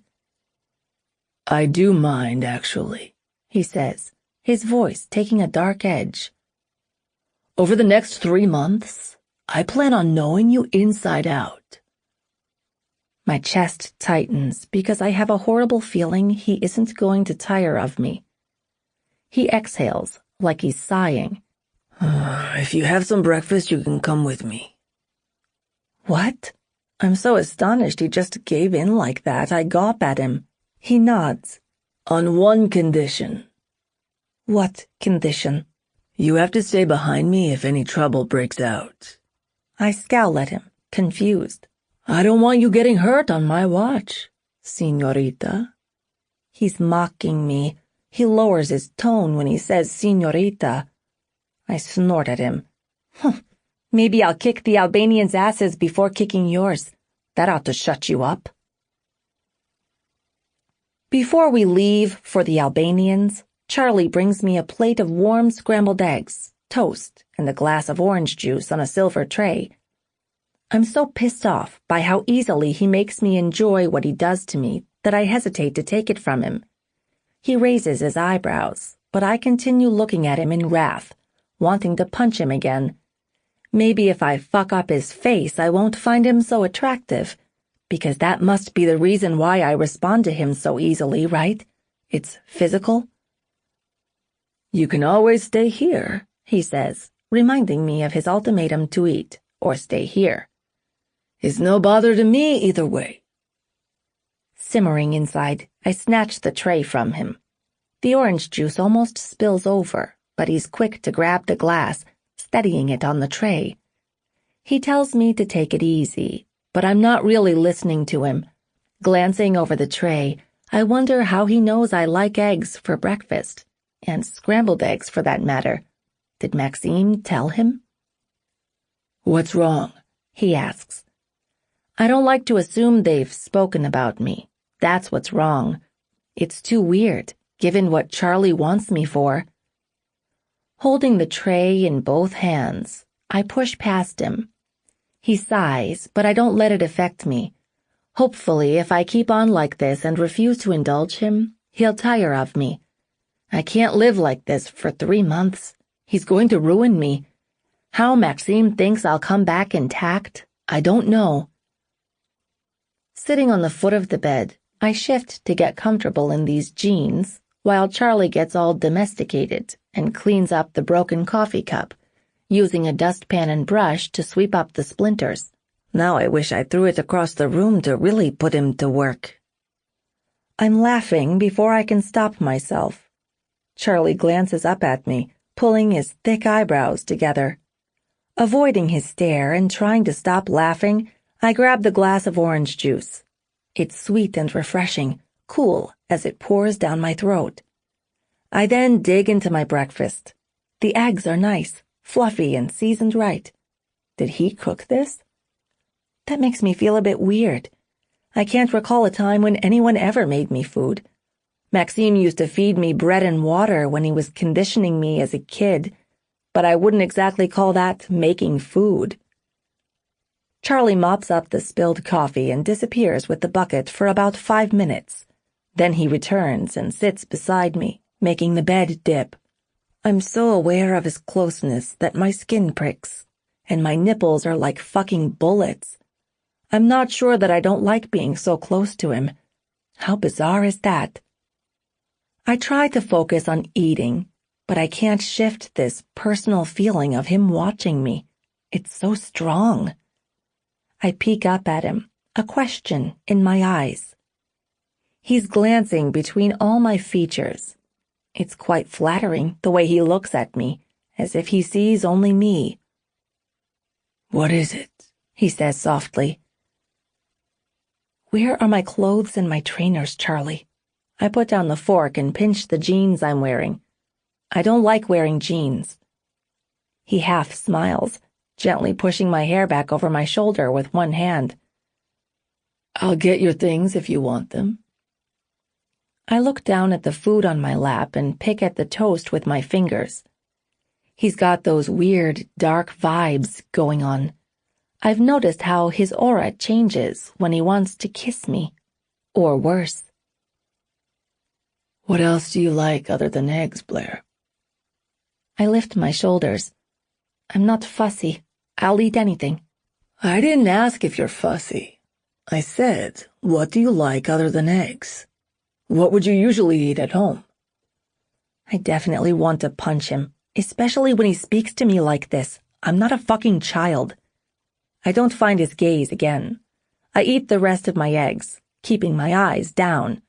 I don't know, chicken, vegetables, potatoes. Nothing more is said about what food I like. Charlie sits with me until I finish off my breakfast.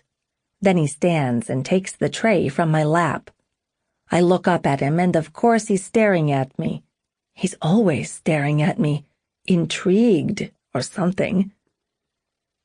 "Meet me downstairs in 10 minutes. He gestures with the tray. "I'll clean this up and then we'll head off." I nod, glad that he's taking me with him. Someone has to look out for Maksim, because I doubt Charlie is. He has other intentions. I know it. Chapter 13. Charlie and I shrug into our jackets by the double front doors. He's wearing brown leather, and I have to admit he looks good in it, especially with his black hair curling around his features. He looks dangerous and rugged. "Here, let me get that." He helps me into my own jacket, slipping it up my arms before pulling out my hair and draping it down my back. I want to stop him, but why bother? Unless I want him making my life hell for the next 3 months. I need to find some common ground with him. I want my gun before we leave, I say, zipping up and facing him. "Yeah, all right."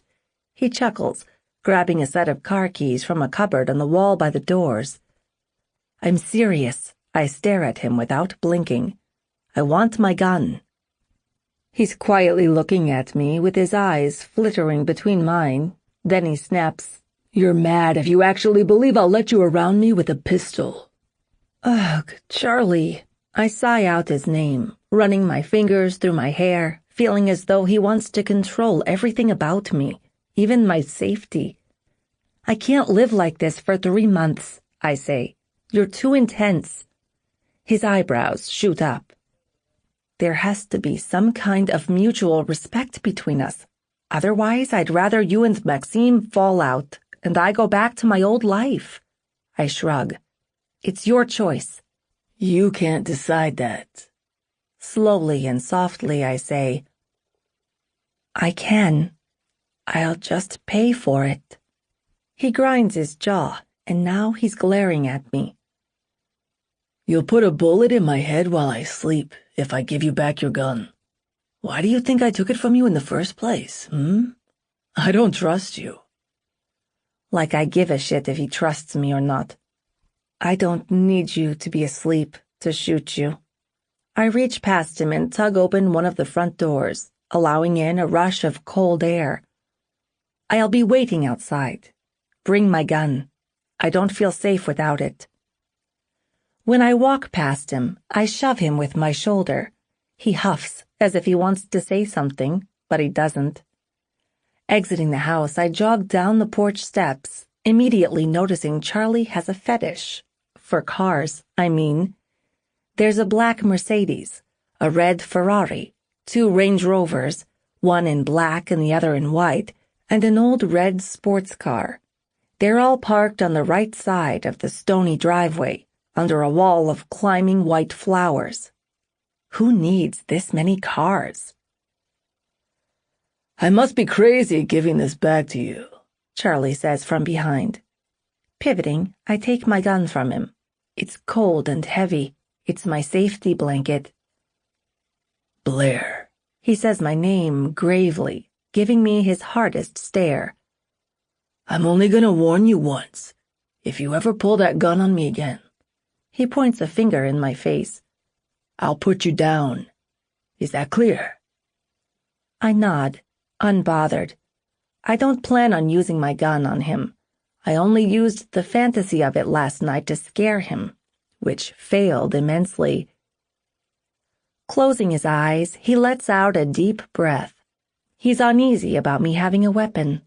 Good. Let's go, he says. We have to be in West Sussex by 2. The black Range Rover flashes to signal it's open, so I head for it, my feet crunching against the driveway. Do you want me to drive? I tuck my gun away in my inside jacket pocket and zip myself up again. Charlie throws the keys without question, and I catch them in steady hands. I suppose this mutual respect has to start somewhere. He winks at me, actually winks at me. It makes my cheeks warm up. What is it with him and that dark, alluring thing he's got going on? Even Maksim doesn't affect me on this level. I jump into the driver's seat and press the button to fire up the vibrating engine. For a moment, just a quick moment, I wonder if Charlie has spoken to Maksim, if he's told him that I pulled a gun on him. I'm petrified that he has. Maksim will beat me half to death for provoking Charlie, the man he clearly fears. Blair? Charlie says from beside me. I hadn't even noticed him getting into the car. What's wrong? I realize I'm frozen, squeezing the wheel of the car so hard that my knuckles are white.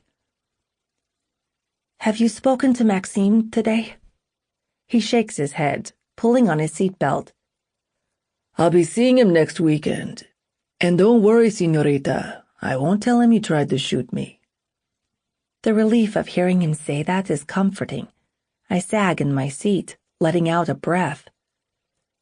Is that what you're worried about? He asks, touching my arm to gain my attention. I shrug. It's obvious I was worried. Blair, listen. He gives my arm a gentle squeeze. I know this isn't exactly conventional, the way I've taken you from Maksim. I know you're having a hard time. But soon you'll see that you can trust me. Whatever happens between us is our business, not Maksim's.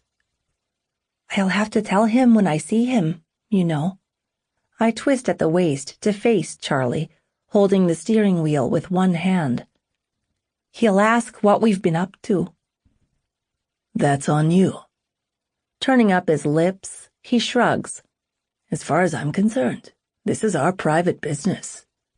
It's not that private when Maksim gave you permission to drug and abuse me. I sound bitter, but I am. He's twisting my mind, making me take pleasure in things I shouldn't, kissing me like he's in love with me or whatever. I don't even know why I'm talking to him like this, as if I know him on a personal level. It pisses me off royally. Blaire, oh Blaire. Reaching over, Charlie grabs the back of my seat, giving me his full attention. Whether Maksim gave me permission to take you or not, I'd have taken you because I wanted you. I frown at him, fighting not to react to that consuming look in his eyes. He isn't the boss of me, as I'm sure you've noticed. I huff, glancing away. Anyhow, he says, lightly tugging on a strand of my hair, making me look back at him. Regardless of all that, as far as my intimacy with you goes, it's our business. I don't reply to that. In silence, we gaze at each other, Charlie's blue eyes pacing back and forth between mine. I don't know what happens, but I feel a sense of privacy between us. I actually believe he won't tell anyone about what he's doing to me. It isn't like Maksim can force information out of him. It's Charlie who has all the power. All right. He raises his eyebrows at me. After a while of thinking and holding back a million questions, I nod, trusting him like the fucking idiot I am. It's not even forced trust. I just do. Can I ask you one more thing, Charlie? He tips his head, seeming a little surprised. Sure you can.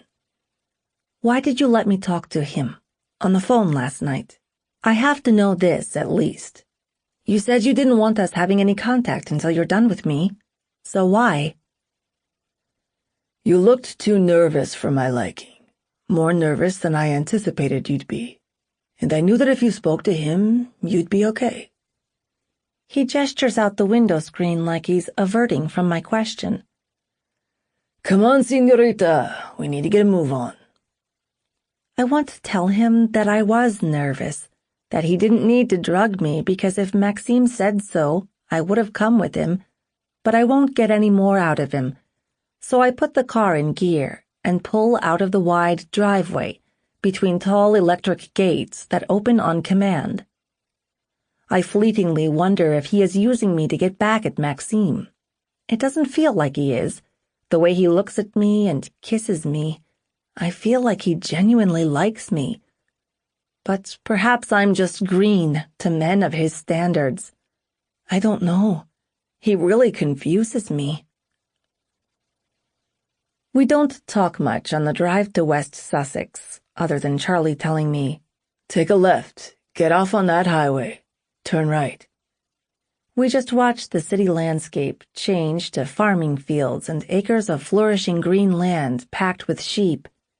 I suppose there isn't much to say, really.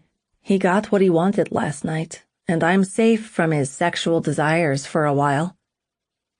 It takes about 2 hours for us to arrive at our destination, but we arrive when the Albanians expect us, at 2 o'clock on the dot.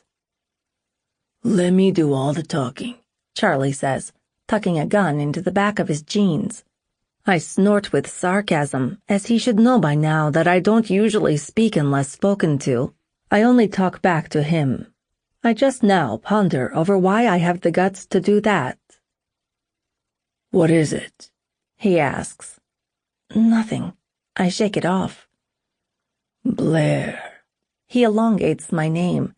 "If I ask you a question, I expect you to answer me." I sigh, blinking down, then back up at him. I'm just wondering why I talk back to you when I wouldn't dream of doing it to anyone else. Sitting back, he grips the handbrake and watches me in quiet muse. "Maybe because I don't order your silence. Maybe you feel comfortable around me." I laugh mordantly. Comfortable? Really? "Well, as you said." He shrugs with one shoulder. "Apart from me, you wouldn't dream of speaking before being spoken to, yet you've never questioned yourself with me." The idea isn't lost on me. Staring at him, staring at me, I mull it over, annoyed that he might be right. Even at Rumo's poker game, I indulged Charlie. I spoke to him, And I lied to Maksim when he asked what Charlie and I had talked about after I bested James. I've never lied to Maksim before. I've never spoken to anyone like I do Charlie, and I don't even know him. Don't think about it too much. Charlie's raspy voice breaks through the silence. I like that you prefer this rather than the obedient dog Maksim has trained you to be. How do you know I prefer this? Don't you? He raises his eyebrows, locking us in a moment. I can't tell if he's manipulating me or not. I just can't read, Charlie. You're trying to get in my head, I say through gritted teeth. No, señorita, he says softly, looking between my eyes. I just want to know you, that's all. Why, though? I ask with clear frustration. Why do you even want me? You could have any woman you want. A woman who doesn't resist you, I add with sarcasm. You'll soon give in to wanting me too. It's the law of attraction. It's like he just slapped me across the face. I will admit that I do fancy him. I just hate how he makes me feel. That doesn't explain why you're doing this to me. I peer down at myself, mystified, then back up at him. I'm not your type. Not like those girls at Maksim's party. I'm not what you want. Not really. I go on and on. Don't ask where my audacity has come from, but I just can't seem to stop the verbal diarrhea. I need to know why. Reaching over, Charlie flicks down the sun visor and opens the mirror. I scowl between him and my haunting reflection. What? I say, still scowling. He looks at me in mocking fondness, as if he knows I don't get his point, then climbs out of the car before I have a chance to ask anything more. Charlie, Jesus Christos, I huff out, tensing my fists. He rounds the car and opens my door for me, just as he did the first night I met him. I don't think about the gesture. I slide out of the car, wishing he'd give me a straight fucking answer. He won't, though, of course. Charlie is nothing if not calculating. I feel he wants me to work out everything on my own. 7 black SUVs with heavily tinted windows pull up around us. I grab Charlie's arm to keep him near and reach for my gun, thinking this is a setup. Relax, they're my men. Charlie closes his hand over mine and strokes over my knuckles with his thumb, warming me from the outside in. I don't go anywhere without backup. I snatch my hand back, trying to evade the way he makes me feel. Come on, he says, nodding at the mansion before us. It's all smooth white walls and tall sash windows. I walk with Charlie toward the house, peering up at him from the side. He carries himself with pure confidence, strolling onward like he owns the world and everything in it, his handsome face as impassive as ever. We reach the bottom of the porch, and he catches me staring. A huge smile spreads across his face. Ready? He says. In a bit of a fluster at being caught ogling, I blink away and focus on the stone steps in front of us. Yeah, I'm ready. Charlie's hand hovers on the low of my back as we pace up the porch steps together. If anything goes down, he says, something untrusting flashing through his eyes. Make sure you don't fucking shoot me. I know how to use a gun, Charlie. I sound offended because I am. He gives me no credit for my skills. Believe me, I've never shot anyone I didn't mean to. Just make sure.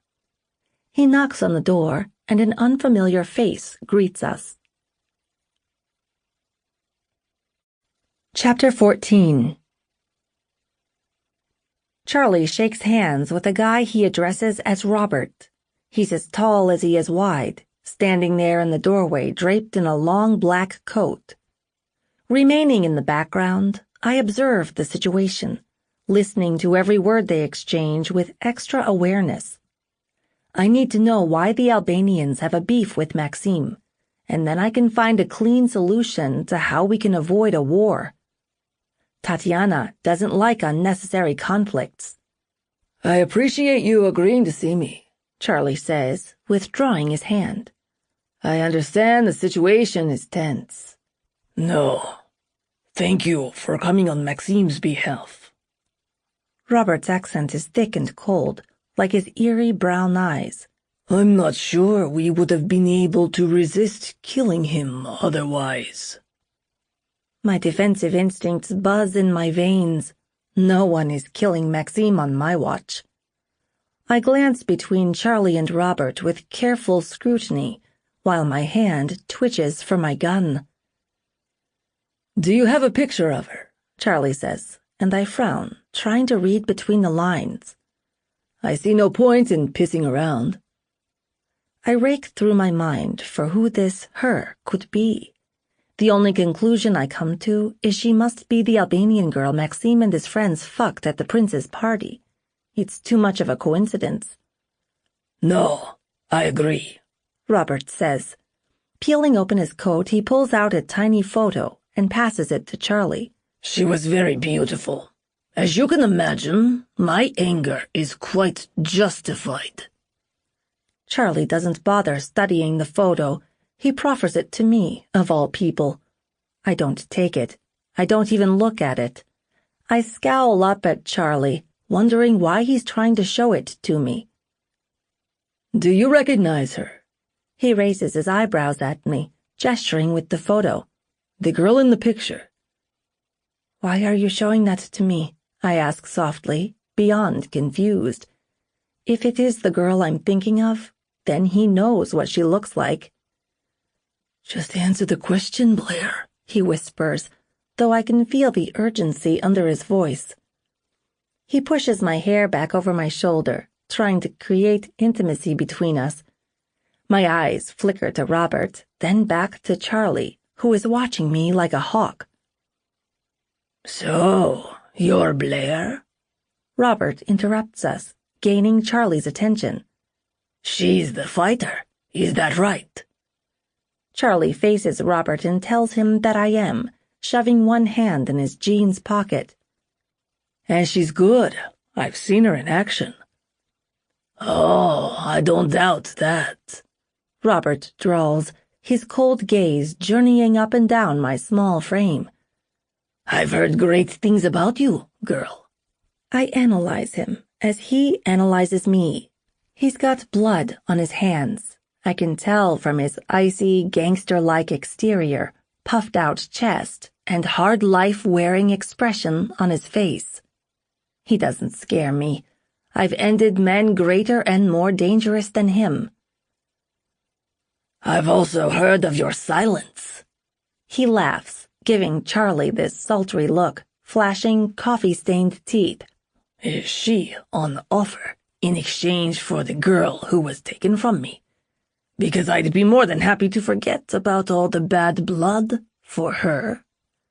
Smiling down at me, he adds, She's pretty. I don't react to his smuttiness. I remain as impassive as ever. Blair isn't on offer. Charlie's tone leaves no room for negotiations, nor does his body language as he steps in front of me. As we agreed, if Blair confirms that this is the girl Maksim and his friends fucked up, you'll tell me how much she was worth, and I'll ensure she's paid for in full. What? I shout without thinking. This can't be right. I had to bargain with Charlie so he'd let me come to this meeting, and now I'm to identify someone? And he fucking knows what that girl looks like, so why does he need me to identify her? Charlie glances over his shoulder at me. It takes every ounce of will I have not to attack him. How dare he try to turn me against my master like this? Her name is Ariana. Robert confirms that it is the girl from the party. She is worth €500,000 to me, for she was a virgin with Palestinian blood. That's fair enough, Charlie says, nodding a few times. He then pivots to me, holding up the photo again. Do you recognize her? I don't look at the photo. I give him this wolfish glare, on the verge of ripping his head off. Blair? He says my name gravely, walking into me, lifting the photo so I can't avoid seeing it. Do you recognize her? My jaw ticks as I glance at her. Ariana is wearing a green Oxford college uniform, her dark hair pinned back. She looks very content in this image, hugging what looks like a bunch of school folders. Her big brown eyes are innocent, and her smile is wide, pretty, and carefree. My throat is so tight that I can barely breathe.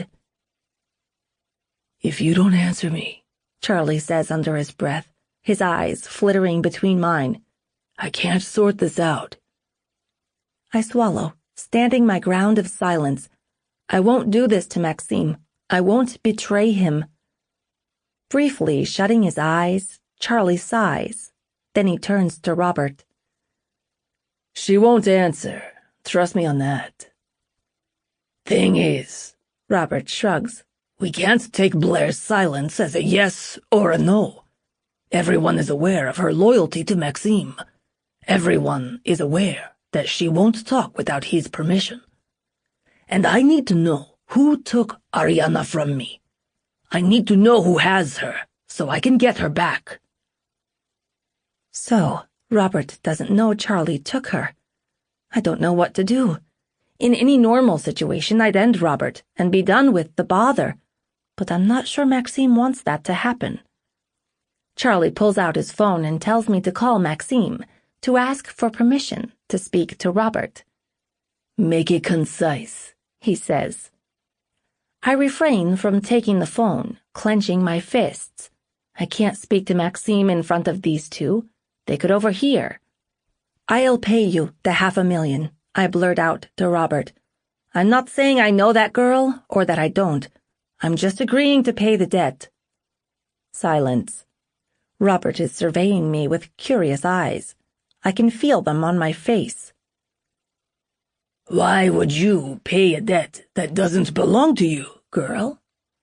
Robert comes out of the house and prowls toward me. I won't have this looming over Maksim, I say, wary that he's still coming at me. One more step. If he takes one more step, I'll tear him to pieces. Then Charlie for lying his way out of knowing Ariana.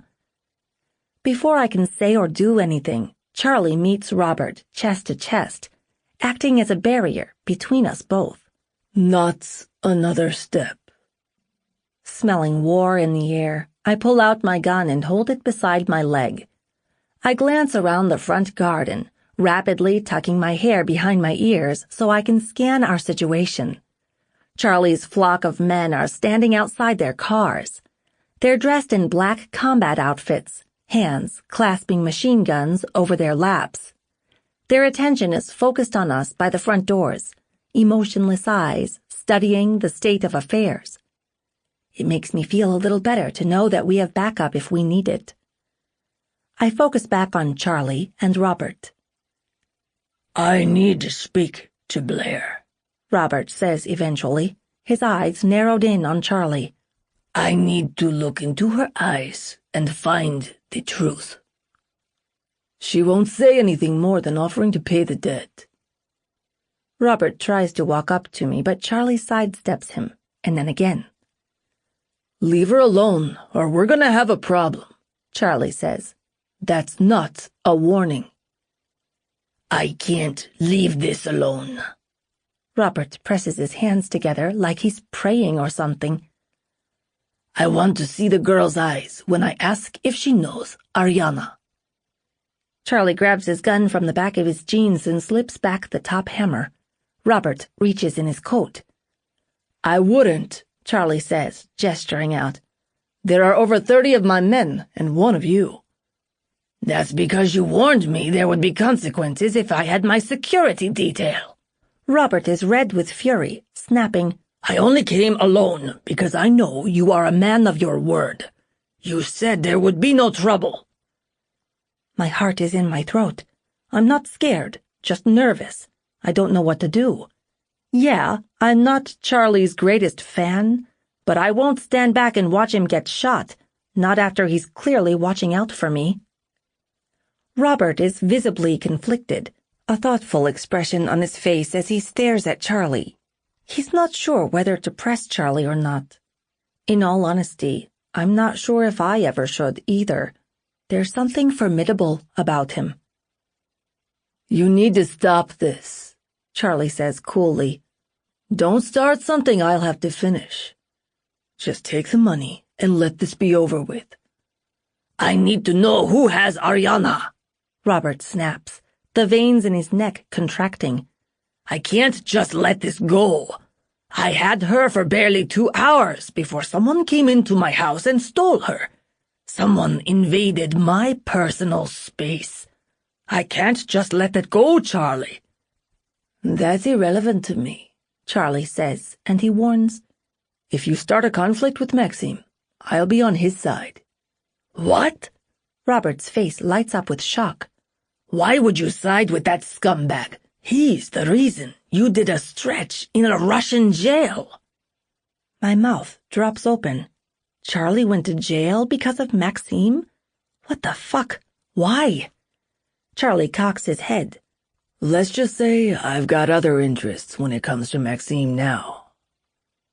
Robert pulls his eyebrows together and looks down at me, then back at Charlie. Charlie nods, and I sense he's grinning. It all ends pretty quickly from there, which baffles me completely. Charlie says that Maksim will pay within the month. Any longer, and I'll call you. Robert lets out a steely breath, obviously pissed off with the outcome. Looks like I have no other choice but to accept that offer then, do I? I hide my gun away before anyone sees it, wondering how the hell I'm going to tell Maksim about what's happened here today. He needs to know. Trust that I'll find out what happened to your girl, Charlie says, shoving his gun in the back of his jeans before fixing his t-shirt to cover it. Anyone who was involved will suffer my wrath, as a favor to you for trusting I'll deal with the situation. Reaching back, he grabs one of my hands and entwines our fingers together. My stomach flips, mostly with anxiety from touching him, but also with a dollop of embarrassment that he's holding my hand in front of Robert. His grip is firm yet gentle, his hand completely covering mine. We'll be off now, Robert. Take care, and I'll speak to you very soon. Forcing me down the porch steps, Charlie leads me back to his car. Robert says a curt goodbye from a distance, and then I hear the front doors close with a loud crash. I cannot believe how easily people back down from Charlie. I don't know why. He isn't any different from all the other underworld elites. Or is he? Maybe Maksim didn't tell me the full story about him. Charlie does refuse to address Maksim in the proper manner and gets no reproof from anyone. Charlie puts his lips on my ear and whispers, You did well, Blair. Huh? I say, screwing up my face. Opening the car door for me, he puts me in the passenger seat and plugs in my seatbelt. I briefly wonder why he isn't letting me drive us back to his house, but I don't really care. What do you mean I did well? He smiles sneakily at me, and my eyes enlarge. Did he just use my loyalty to Maksim to his advantage? He clicks my door shut, jogs around the car, and jumps into the driver's seat, firing up the engine. I vaguely see all his men piling into their cars, but I'm not really paying attention. I turn to face Charlie, gripping the edge of my chair. Did you just use me?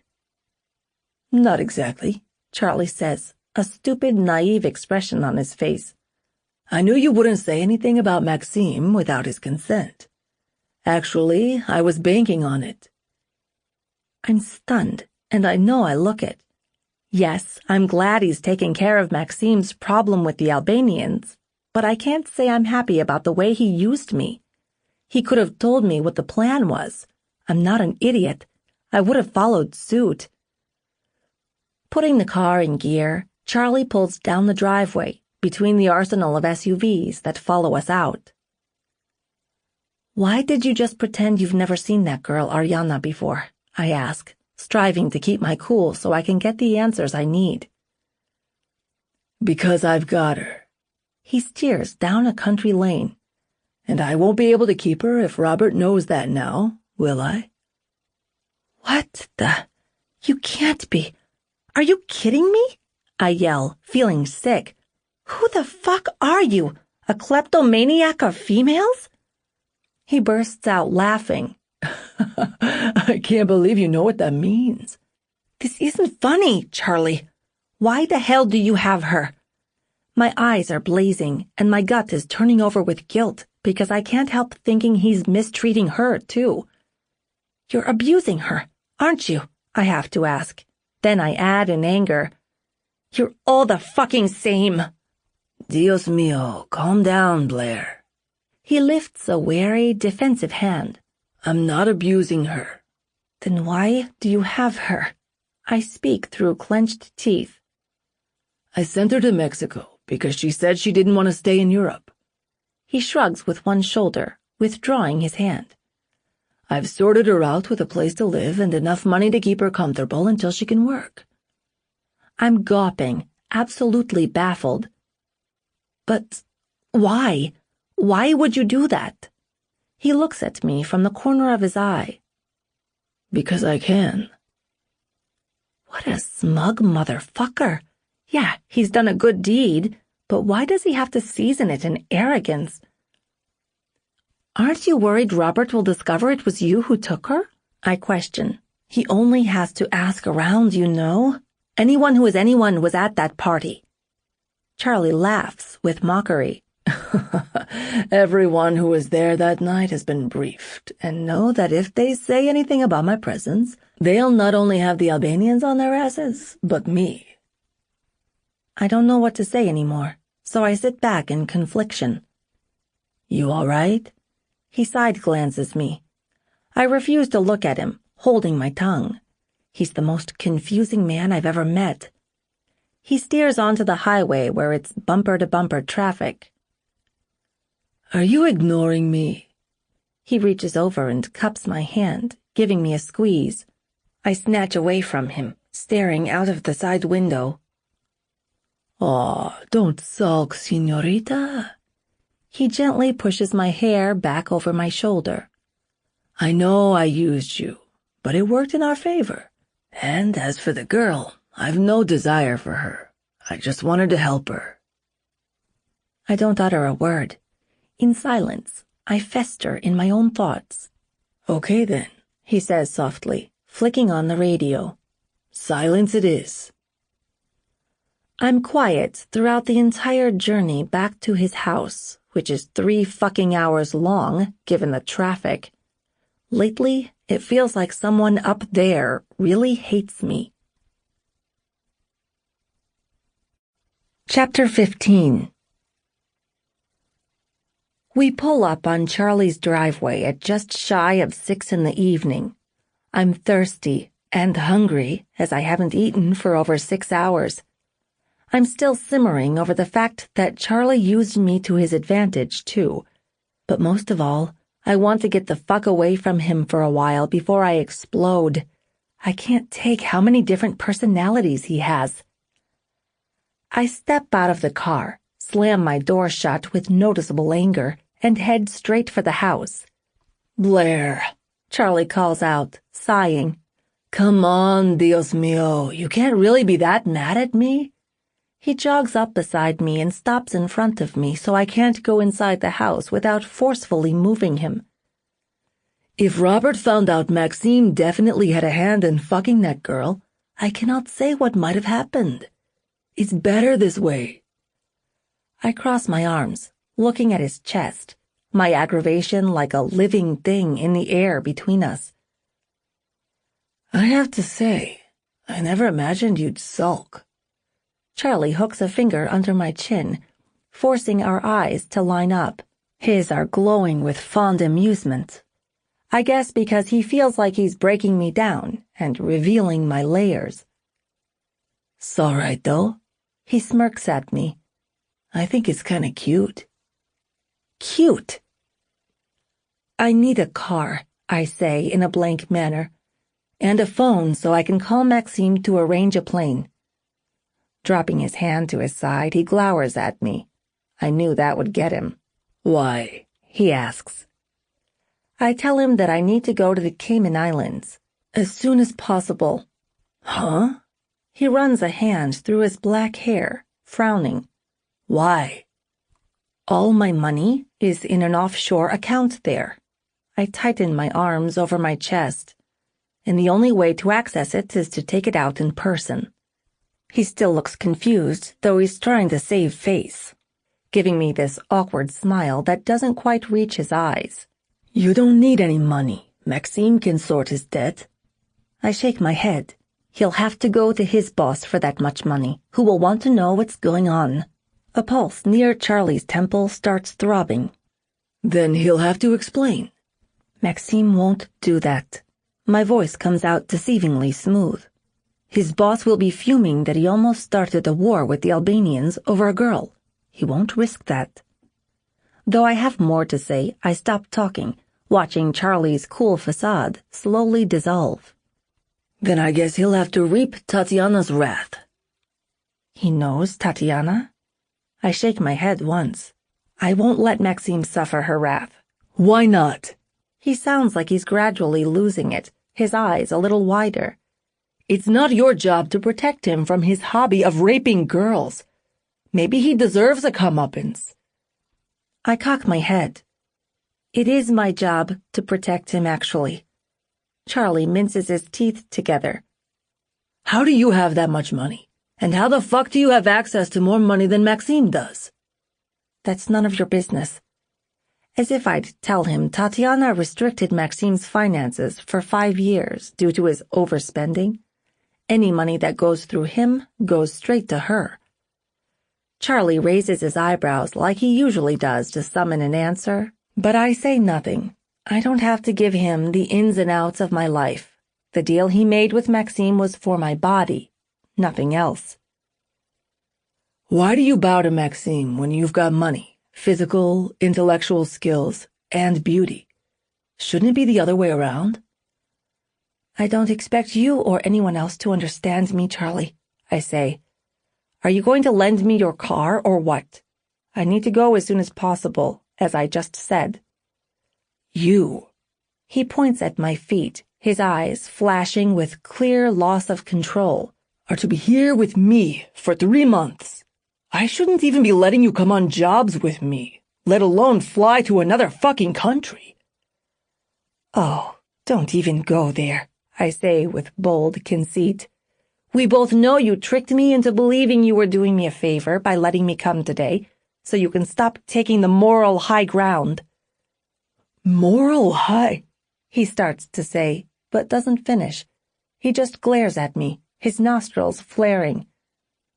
Calm down, Charlie Desena, before you have a stroke. I smirk at him. It's quite entertaining seeing him on the verge of boiling over for once. Don't worry. While I'm gone, you won't be alone. I'll get you a nice girl to keep you company for a few days. A nice Russian girl who won't mind being sodomized. I sound bitter as I say that, but I am. It seems I've hit a nerve because Charlie shuts his mouth, the muscles under his jaw contracting. We're quiet for a few seconds, staring at each other, the atmosphere thick with tension. I'm not going to break the silence. He can. It's his fault. I'm not doing this with you, Blair. His tone comes out ice cold. If it's an apology you want for last night, then fine. I'm sorry. If I hurt you, I never meant to. I told you this morning that I didn't want to hurt you. You could have fooled me with your pathetic attempt at scaring me. He scowls at me. Attempt at scaring you? Yeah, I step up to him. You know, when you agreed that you were going to do terrible things to me.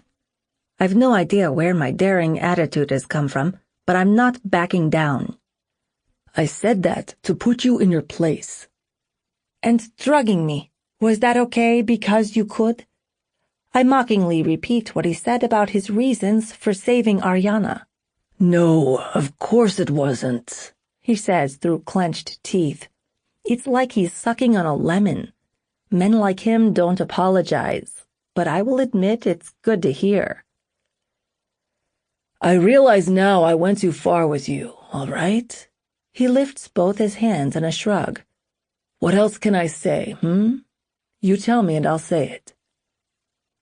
There's nothing for you to say. My voice comes out in a whisper as I stare down at the ground. Well, he whispers back at me, dropping his hands to his sides, and I peer up at him. If it's any consolation, I'm not normally so soft with girls. He looks very honest saying this, like it matters. You pulled a gun on me, and I let you get away with it. Believe me, señorita, I've killed others for less. I scoff. Is that his silver lining? As for the Cayman Islands, he narrows a firm finger at me. You can forget that. I'll lend you the money so you can pay Robert. I'll pay him within the month. You can give it back to me when your time here is up. You're just going to lend me £500,000? I say with a gulp, my voice higher than it's ever been. Just like that? Yeah. He nods, his eyes glittering with some strange emotion. I want us to get along. I don't want you loathing me for 3 months. I twist up my face. Why do you care if I like you or not? He shrugs. I don't know. I just do. The reality of the situation really starts to sink in. You're not going to tire of me, are you? He doesn't answer me right away, just looks at me with, I don't know. I've never seen that expression on his face. Probably not, no, he says eventually, his tone softer now.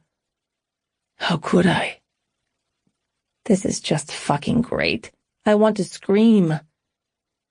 In spite of how you feel about me right now, he says, you're better off with me than with Maksim. I wouldn't dare let you take a bullet for me. That's good then, because I wouldn't. He rolls his eyes. I'm not going to keep arguing with you, Blair. So why don't you lose that stinking redhead attitude for one damn night and let's go have something to eat and drink. We can overlook all this bullshit. I give him my hardest stare yet, knowing my eyes are balls of blue fire, as if I'm just going to forget about all of what's happened since he bought me from Maksim. Will you give me a break? He waves out a hand in frustration. I'm trying to level with you here. I don't believe him. He's playing me. I know it. He has to be. He's being nice to get me on his side. It's classic emotional bonding. Maksim used it on me. I know because I've researched it. Charlie sighs, then steps up to me. I instinctively step back, holding out my hands to defend myself. I can't tell what he's thinking. He doesn't have that dark, alluring thing going on, but I just can't tell what he's thinking. I'm not going to hurt you. Taking one of my hands in his, he strokes over my knuckles with his thumb, turning my bones to jelly. Just kiss you. Heat spreads across my cheeks. I look down and pull my hand free, holding it to my chest. Blair. We should go have that dinner you're so hungry for, I say, and I don't hang around for his kiss. I walk past him, half expecting him to stop me and force his tongue down my throat. He doesn't. He lets me leave. He is seriously doing my head in. 1 minute he's arrogant and dominating, then twisted and sexually infringing, and then he's like this. I'm still not sure of his agenda with me. I've never met a man like him before. I can't figure him out. I'm not even sure if I hate him or if I'm taking a liking to him. I fancy him for sure, but I just don't know. I don't know anything anymore. In the entrance hall of Charlie's big house, I try 2 sets of doors before I find the kitchen, which is all rough sandstone floors and high ceilings with crisscrossing dark wooden beams. The walls are an uneven pallid yellow. Hiding my hands in the sleeves of my jacket, I wander in. It smells like lemon zest. When I find 2 ready-made chicken salads in the American-style fridge, I notice why. Grabbing one out, I pick at the leaves with my fingers. It's seasoned in lemon juice. On the side, there's a bowl of grated lemon zest. I think Charlie has a thing for cooking. I haven't seen a housekeeper or a cook here, so I'm assuming he made this. I pull open a few drawers in the alcove cooking area, searching for some cutlery. Then I take my salad over to the dining table. It seats 10, resting in front of French-style doors that are set between a collection of windows on either side. The garden is enormous, with perfectly cut grass that seems to go on for miles. I hover above my chair to peer out the windows. A patio area with a bistro set, then a large swimming pool that's sparkling under the evening sun. I can see myself training out there in the garden. It's big enough to get lost in. Surrounding the garden, far in the horizon, tall, thick trees hide the house, the majority of them blooming in white flowers. I'm an outdoorsy person, so I'm glad Charlie has ample space. Lowering onto my chair, I fork the salad. It's fresh, crunchy, and sour with that lemon juice. It's not an overpowering flavor. It works well with the oily grated garlic. A faint clanging noise makes me jump. I glance about on alert, hoping Charlie doesn't join me for dinner. I'm not sure I'll be able to stomach the food with him watching me. It's been such an intense day already. There's no one in here but me, I see, scanning every corner. I'm too anxious to sit back and enjoy how yummy the salad is, so it doesn't take me long to polish it off. I wash up my bowl and cutlery in the sink before drying them, leaving the kitchen as I found it. Then I sneak upstairs to my room, kicking off my boots on the way in, and shut the door. I'm almost sure Charlie is going to come and take me again, so I crawl into bed fully clothed, leaving the lights on for when it gets dark. I'm not scared, or I don't think I'm scared, just a little anxious. I don't understand how he makes me feel. I force myself not to think about any of that. I don't want to think about being intimate with Charlie, and I don't want to think about today. I just want to switch off. After a while of peace and quiet, listening to the birds chirping outside the window, I start to relax, counting the rose moldings on the ceiling so I can put myself to sleep. I'd usually wear headphones so I can learn in my sleep, the voice of a stranger teaching my subconscious, but I don't have any headphones here. I quickly find out it's hard to nod off without them. Rolling onto my side, I give in and reflect on today, and only today, hoping the fact that it's over can put me out of my misery.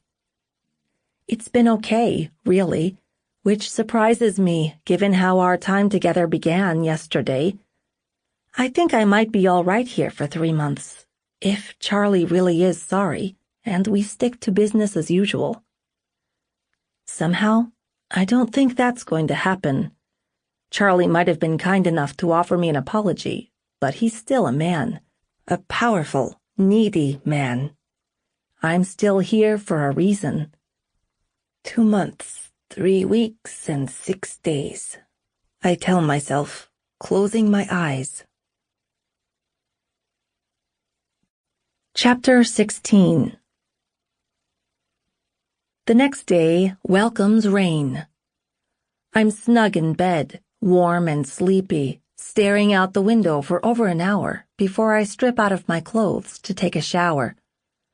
I'm surprised to find there's a white body towel hanging on the heating rack by the frosted window, and things other than soap.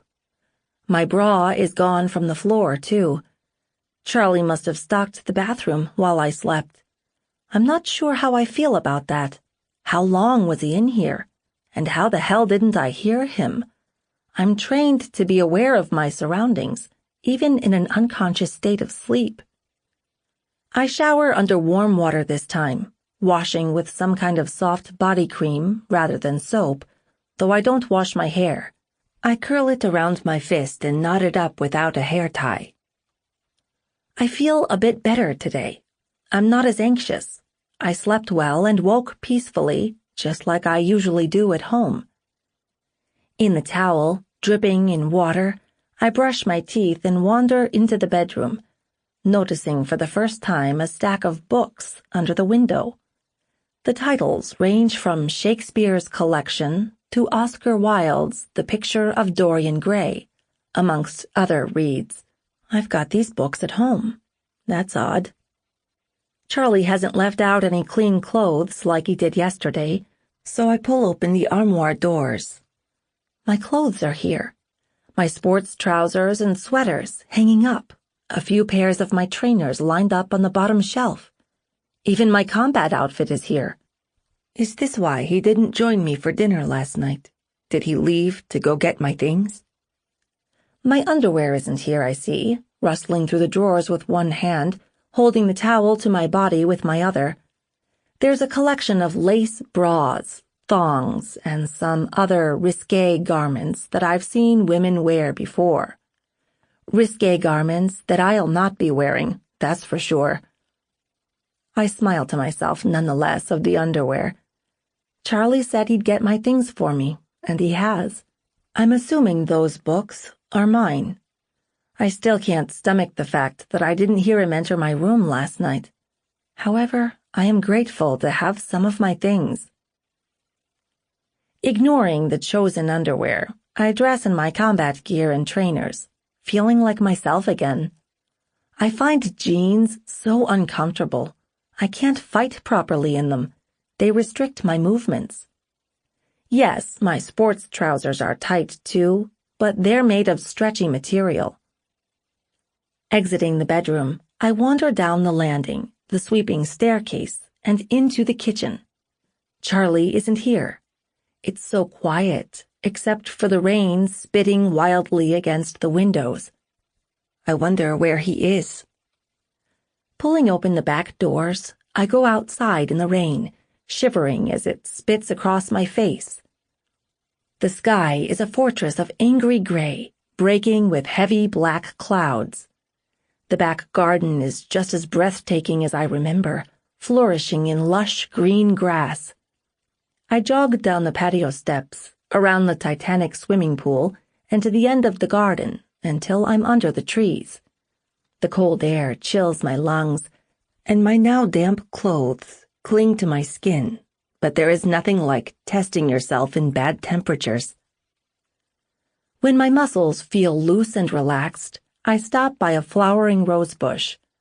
The petals are so red, like blood, each one more perfect than the next, sheathed in thorns. I step out of my trainers, wiggling my toes in the soggy grass, and then I train with meditating Tai Chi, punching and kicking in slow motion, soaking up the way the earth feels right now. My feet become sodden and muddy, but I don't mind. I love this feeling of being free. The memory of Charlie taking me flows in and out of my thoughts, as does his apology and the way my body desires him when he touches and kisses me. It's like my subconscious is sorting the conflict for me, rather than me having to sit down and seriously mull over how he makes me feel. This is why I delight in meditating. It's so peaceful. With my hair tied back in a slack bun, the rain falls freely over my pale, freckly face, drenching through my clothes. It's refreshing. I can sense eyes watching me from the house. I suspect it's Charlie. I don't stop my meditation. I go at it for 2 hours, lashing out lengthy, focused kicks and breathing steadily but softly. When the rain dies down, I pick up my trainers and jog back across the garden and inside the house. I'm dripping water everywhere, but the kitchen has stone flooring, so I don't worry too much. Dropping my trainers by the dining table, I go into the kitchen area. The coffee machine is steaming. I pour myself a cup, lift it to my nose, and breathe in with contentment. The smell of coffee in the morning is like home to me, the bitterness of real Colombian beans. Roaming back across the kitchen, I stand by the back doors and hold the cup to my chest, taking in the last of the gray morning. Morning, señorita. I flinch at the sound of Charlie's raspy voice. My stomach whirls with anxiety. It's a new kind of anxiety now. Worry, yes, but also because I know I fancy him. It's so strange, but I can feel it in the way my body responds to his presence. Since he turned me on, I seem to notice everything he makes me feel with extra effect. He wanders over and stops behind me, his large body warming my back. He smells like he's fresh out of the shower, a mixture of male musk and clean body wash. My eyes flicker up his reflection in the French doors. He's wearing jeans and a gray round-neck t-shirt with his hair pulled back.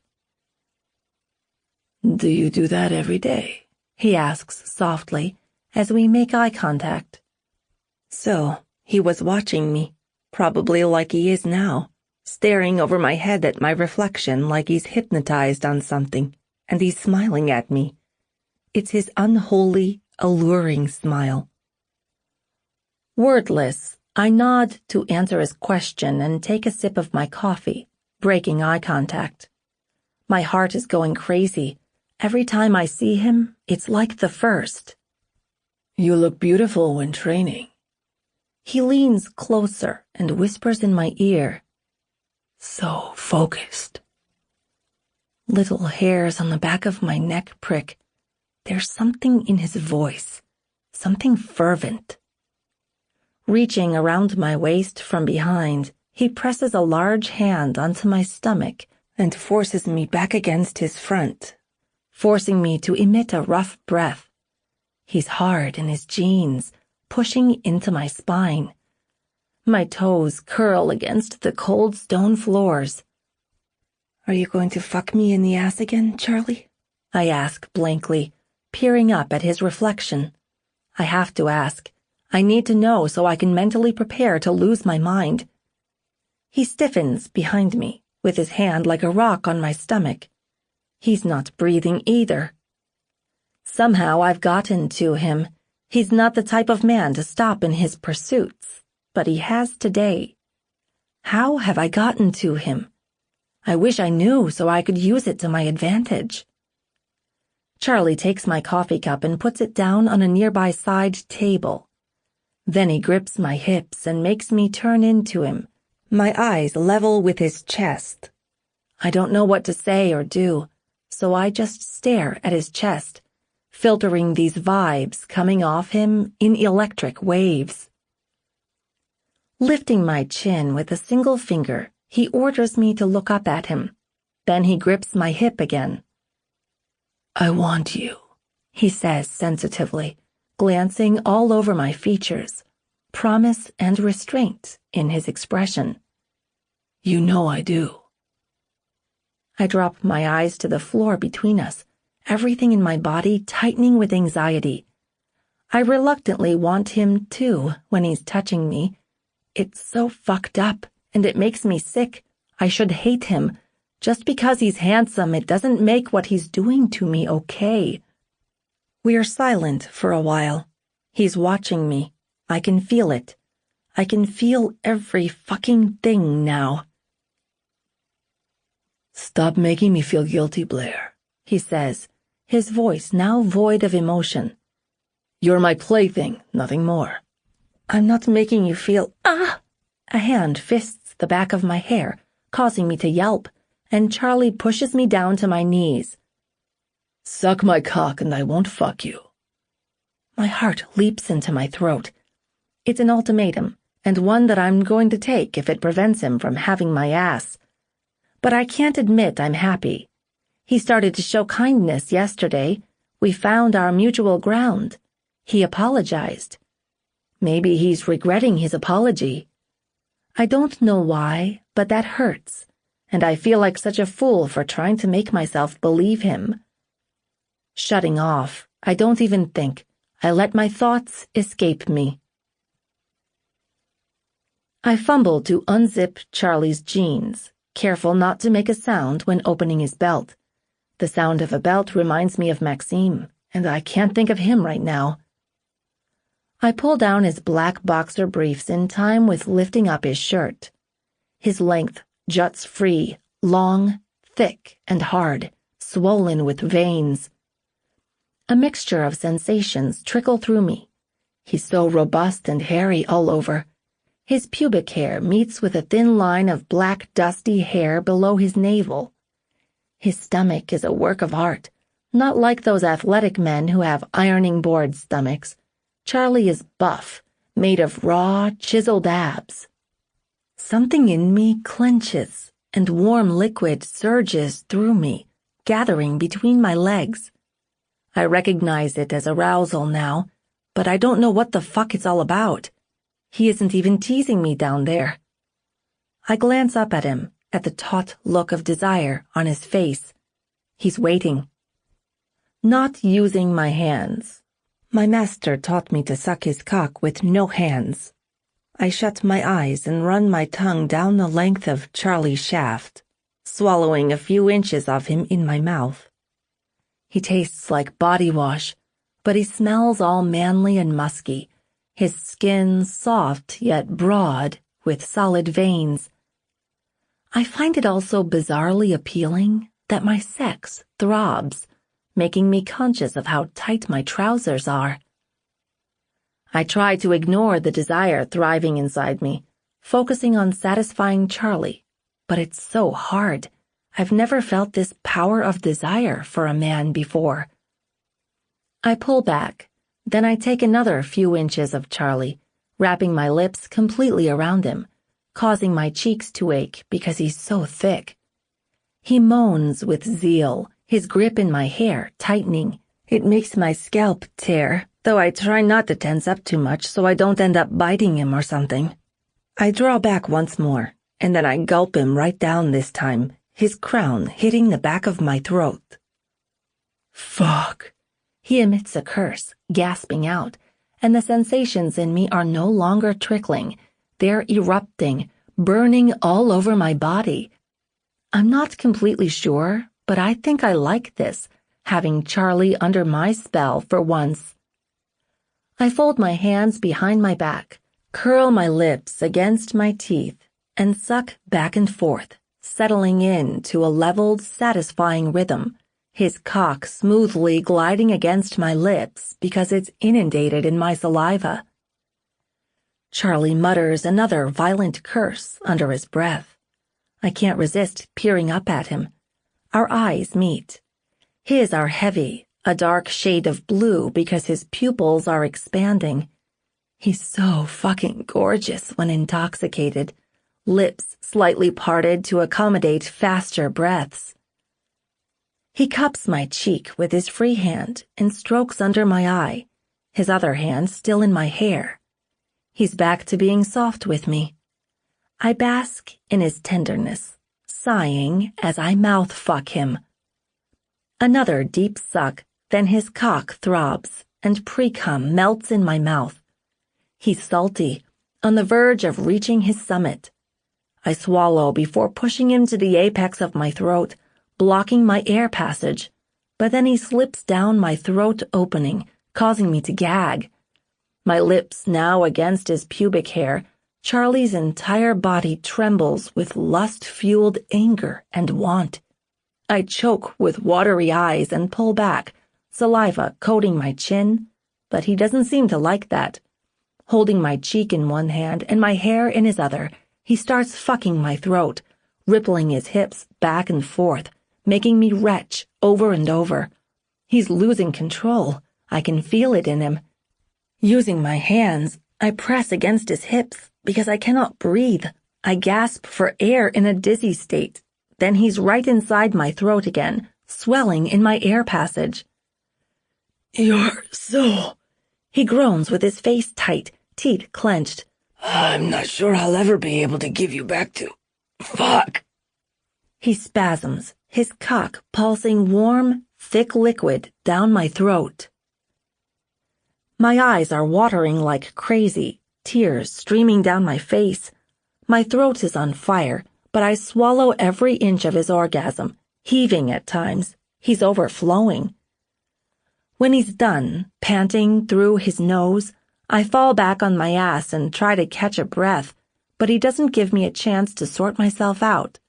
Making me yelp again, he yanks me up by my arms and pushes me down on the dining table, face up. I grab onto the edges, looking up at him, anxious. I don't know where he is in his mind, but he looks like he's losing it. He hooks his fingers into the waist of my trousers and pulls them down my legs, tugging in places because they're damp and sticking to my skin. I'm not wearing any underwear. I feel exposed in the daylight. Charlie, I lick my lips, squeezing my legs together. What are you doing? I'm gonna make you come so fucking hard. That's what I'm doing. He tugs off my trousers, then runs his large, rough hands up my legs, up the insides of my thighs to wrench me open. I quiver under him, a sharp pain shooting through my thighs because I'm open so wide. Don't worry, I'm not gonna fuck you, and I'm not gonna hurt you. Now he sounds like he's here, but I'm still panicking, digging my nails into the table, unsure of what to do. He presses delicate yet hungry kisses up the insides of my legs after his hands. I moan against each peck, my body on fire, and my head is flooding with this overwhelming dizzy feeling. I know he's going to kiss me down there again, and I'm not sure I want to stop him. I let my head drop back on the table and grab my face. He nibbles up each side of my groin with his teeth, and I writhe, squirming, unable to deal. I can't do this. I'm too anxious. Charlie, please, don't do this to me, I beg him. For the first time, I actually ask him to stop. I can't help it. I'm not sure I like feeling at his mercy. He freezes, a bit out of breath. You want me to stop? He rasps out. This is so embarrassing. Of course I don't want him to stop. I want him to make me feel good again. But I don't at the same time.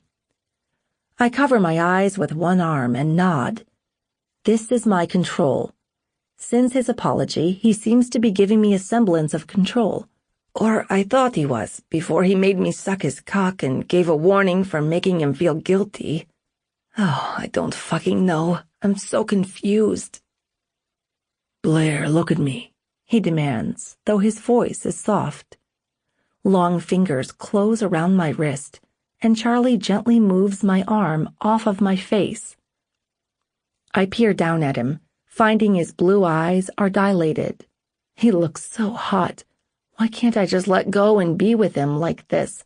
Why can't I shut off mentally? Do you want me to stop? He raises his eyebrows at me, stroking the inside of my wrist with his thumb. I nod again, trying to close my legs, but I can't because he's between them.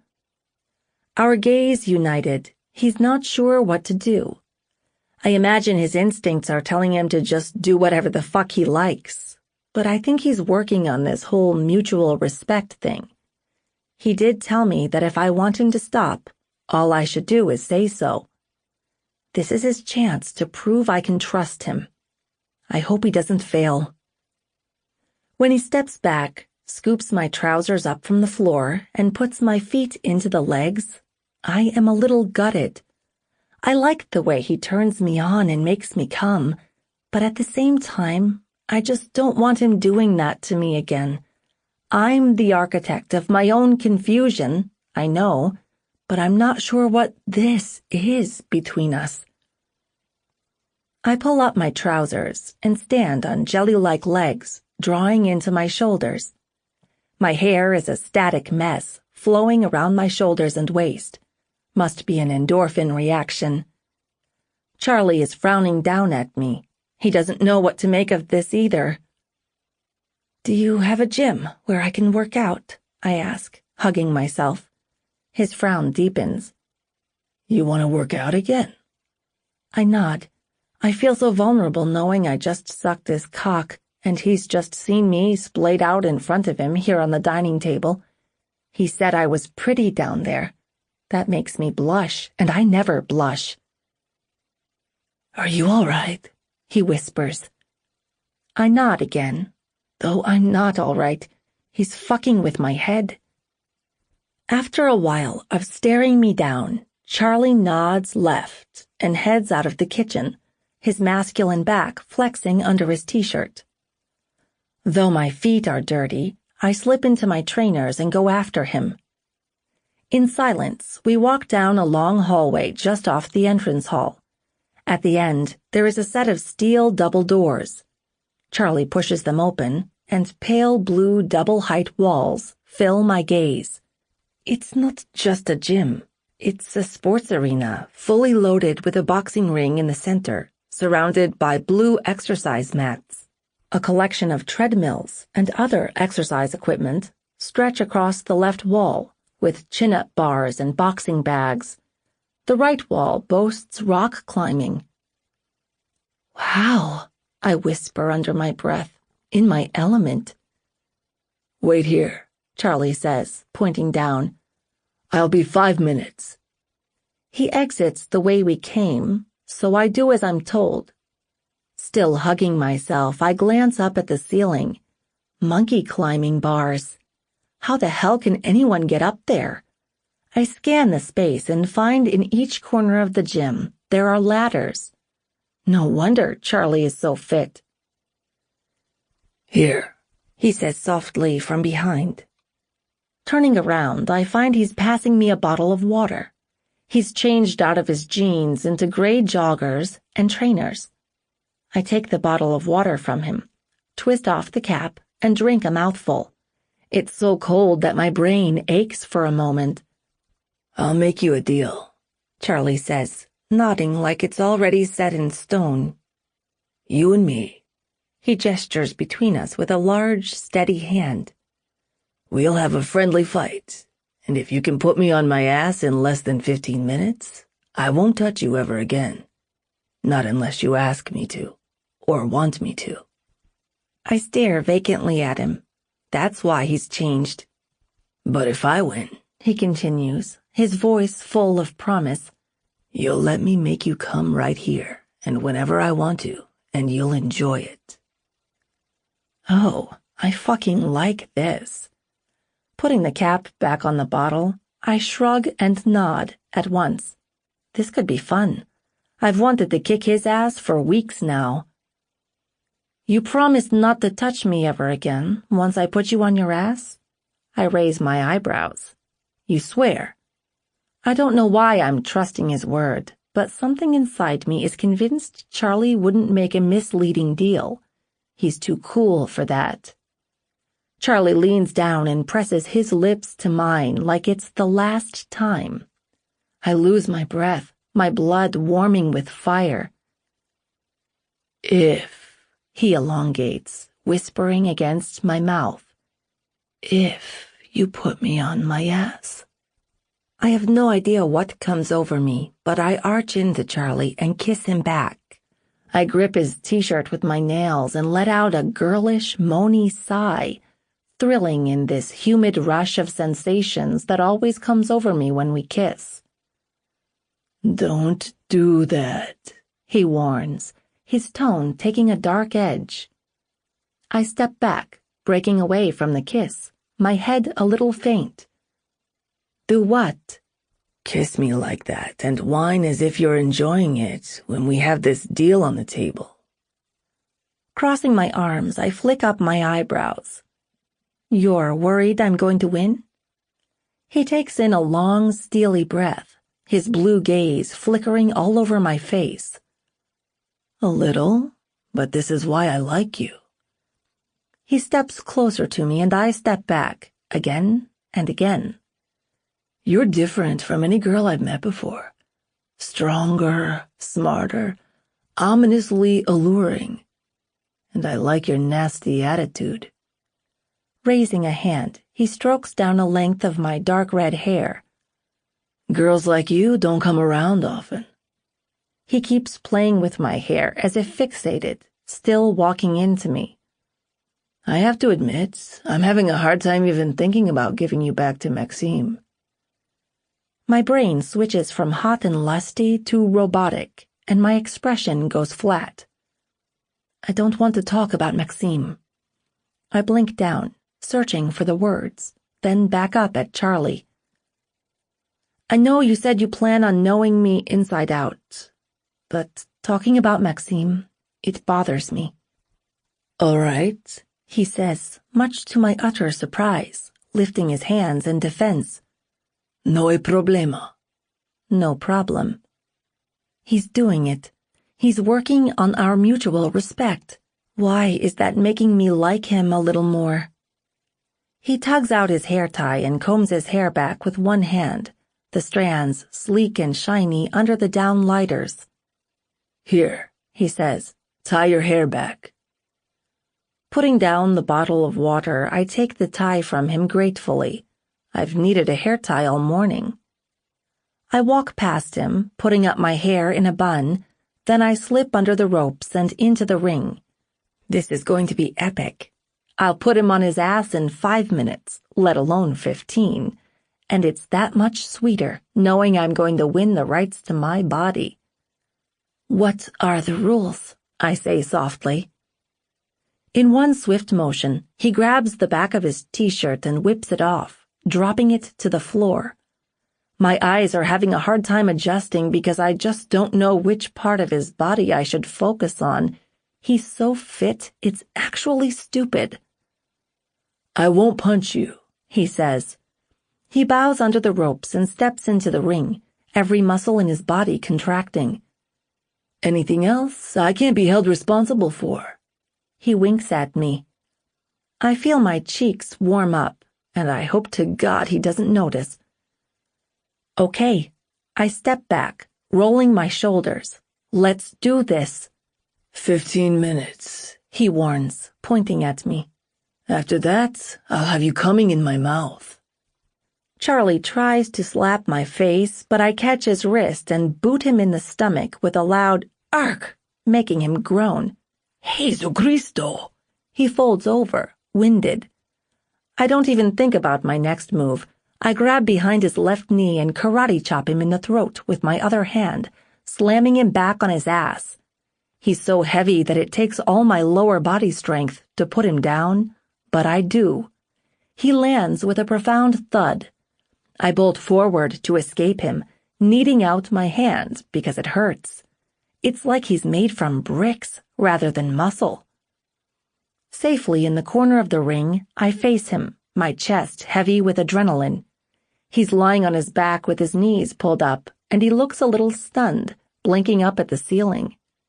Well, that's a sight for sore eyes. Charlie bested. I reckon that's 30 seconds, I say, the smuggest smirk plastered across my face. He chuckles under his breath, shaking his head. You're fucking quick. I wander across the ring and crouch down to him, leaning on my knees with my elbows. He lets his head roll to the side, catching us in a moment. Our eyes flicker between each other's, and I'm surprised to find he doesn't look bested anymore. He looks glad as he smiles at me. I hope your ego isn't too bruised, I say, my goal being to rile him because I want to go again, though longer this time, if he can handle it. I hear it hurts getting beaten by a girl. He isn't bothered by my arrogance. He asks in a low, raspy voice, Didn't you want to stretch that out to show me how good you are? You already know how good I am. I don't look away from him as I say that. My objective in a fight is to win, not to pussyfoot around. He hums in agreement, glancing down at my mouth, then back up at my eyes. Where'd you learn to fight? Somewhere you didn't. I stare down the length of his tall, muscular frame, at the defined muscles in his stomach. Do you want to go again? Whoa! I squeal as Charlie grabs my legs and yanks them out from under me, dropping me to the bouncy surface. He's on top of me, seizing my wild, combatant hands in both of his. You're like a feral little cat, he says while laughing, struggling to get me under control. Growling and straining, I kick the ring surface, giving myself the strength I need to turn us over. He's under me now, so I jump to my feet, my thigh muscles burning from the abrupt movement. Charlie catches me. I didn't even notice him getting up. He wraps his big arms around me from behind, squeezing me against his powerful chest. I tighten my fists, readying to elbow back, but he whispers in my ear, "You win. Stop. You win." I swallow down a mouthful of air. His cock is hard in his joggers, pressing into my back. My stomach rolls with liquid desire, the memory of having him in my mouth, taking over all thoughts. Why do I find it so hot when he dominates me? And you won't, I start to say, but I can't concentrate on my vocabulary. I wish he didn't affect me on this level. "And I won't what?" he says softly. "You won't?" I swallow a second time, gripping his hand over my chest. "Touch me like that anymore?" He doesn't say or do anything for a moment, just holds me, closing his fingers over my grip on his hand. I relax against his body, his touch melting my will. "Not if you don't want me to," he says on my neck, his hot lips making me squirm in his grasp. "No," I say, though I hardly sound convincing. My voice comes out too girlish and husky. I don't want you to." Silence. It's not awkward silence. I don't know.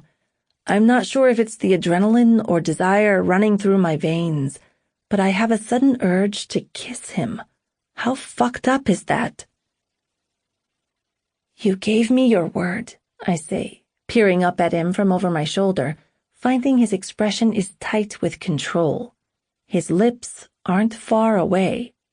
I stare at his mouth. "Yeah, I did." Charlie lets me go then and jumps out of the boxing ring. His motions are fluent and gracefully masculine. He pivots to me, his black hair dripping around his handsome face, framing those stark blue eyes. "You can trust that I'll keep it," he says. And while I'm weak in my pose, we look at each other. The silence becomes a living thing with unspoken words and tension.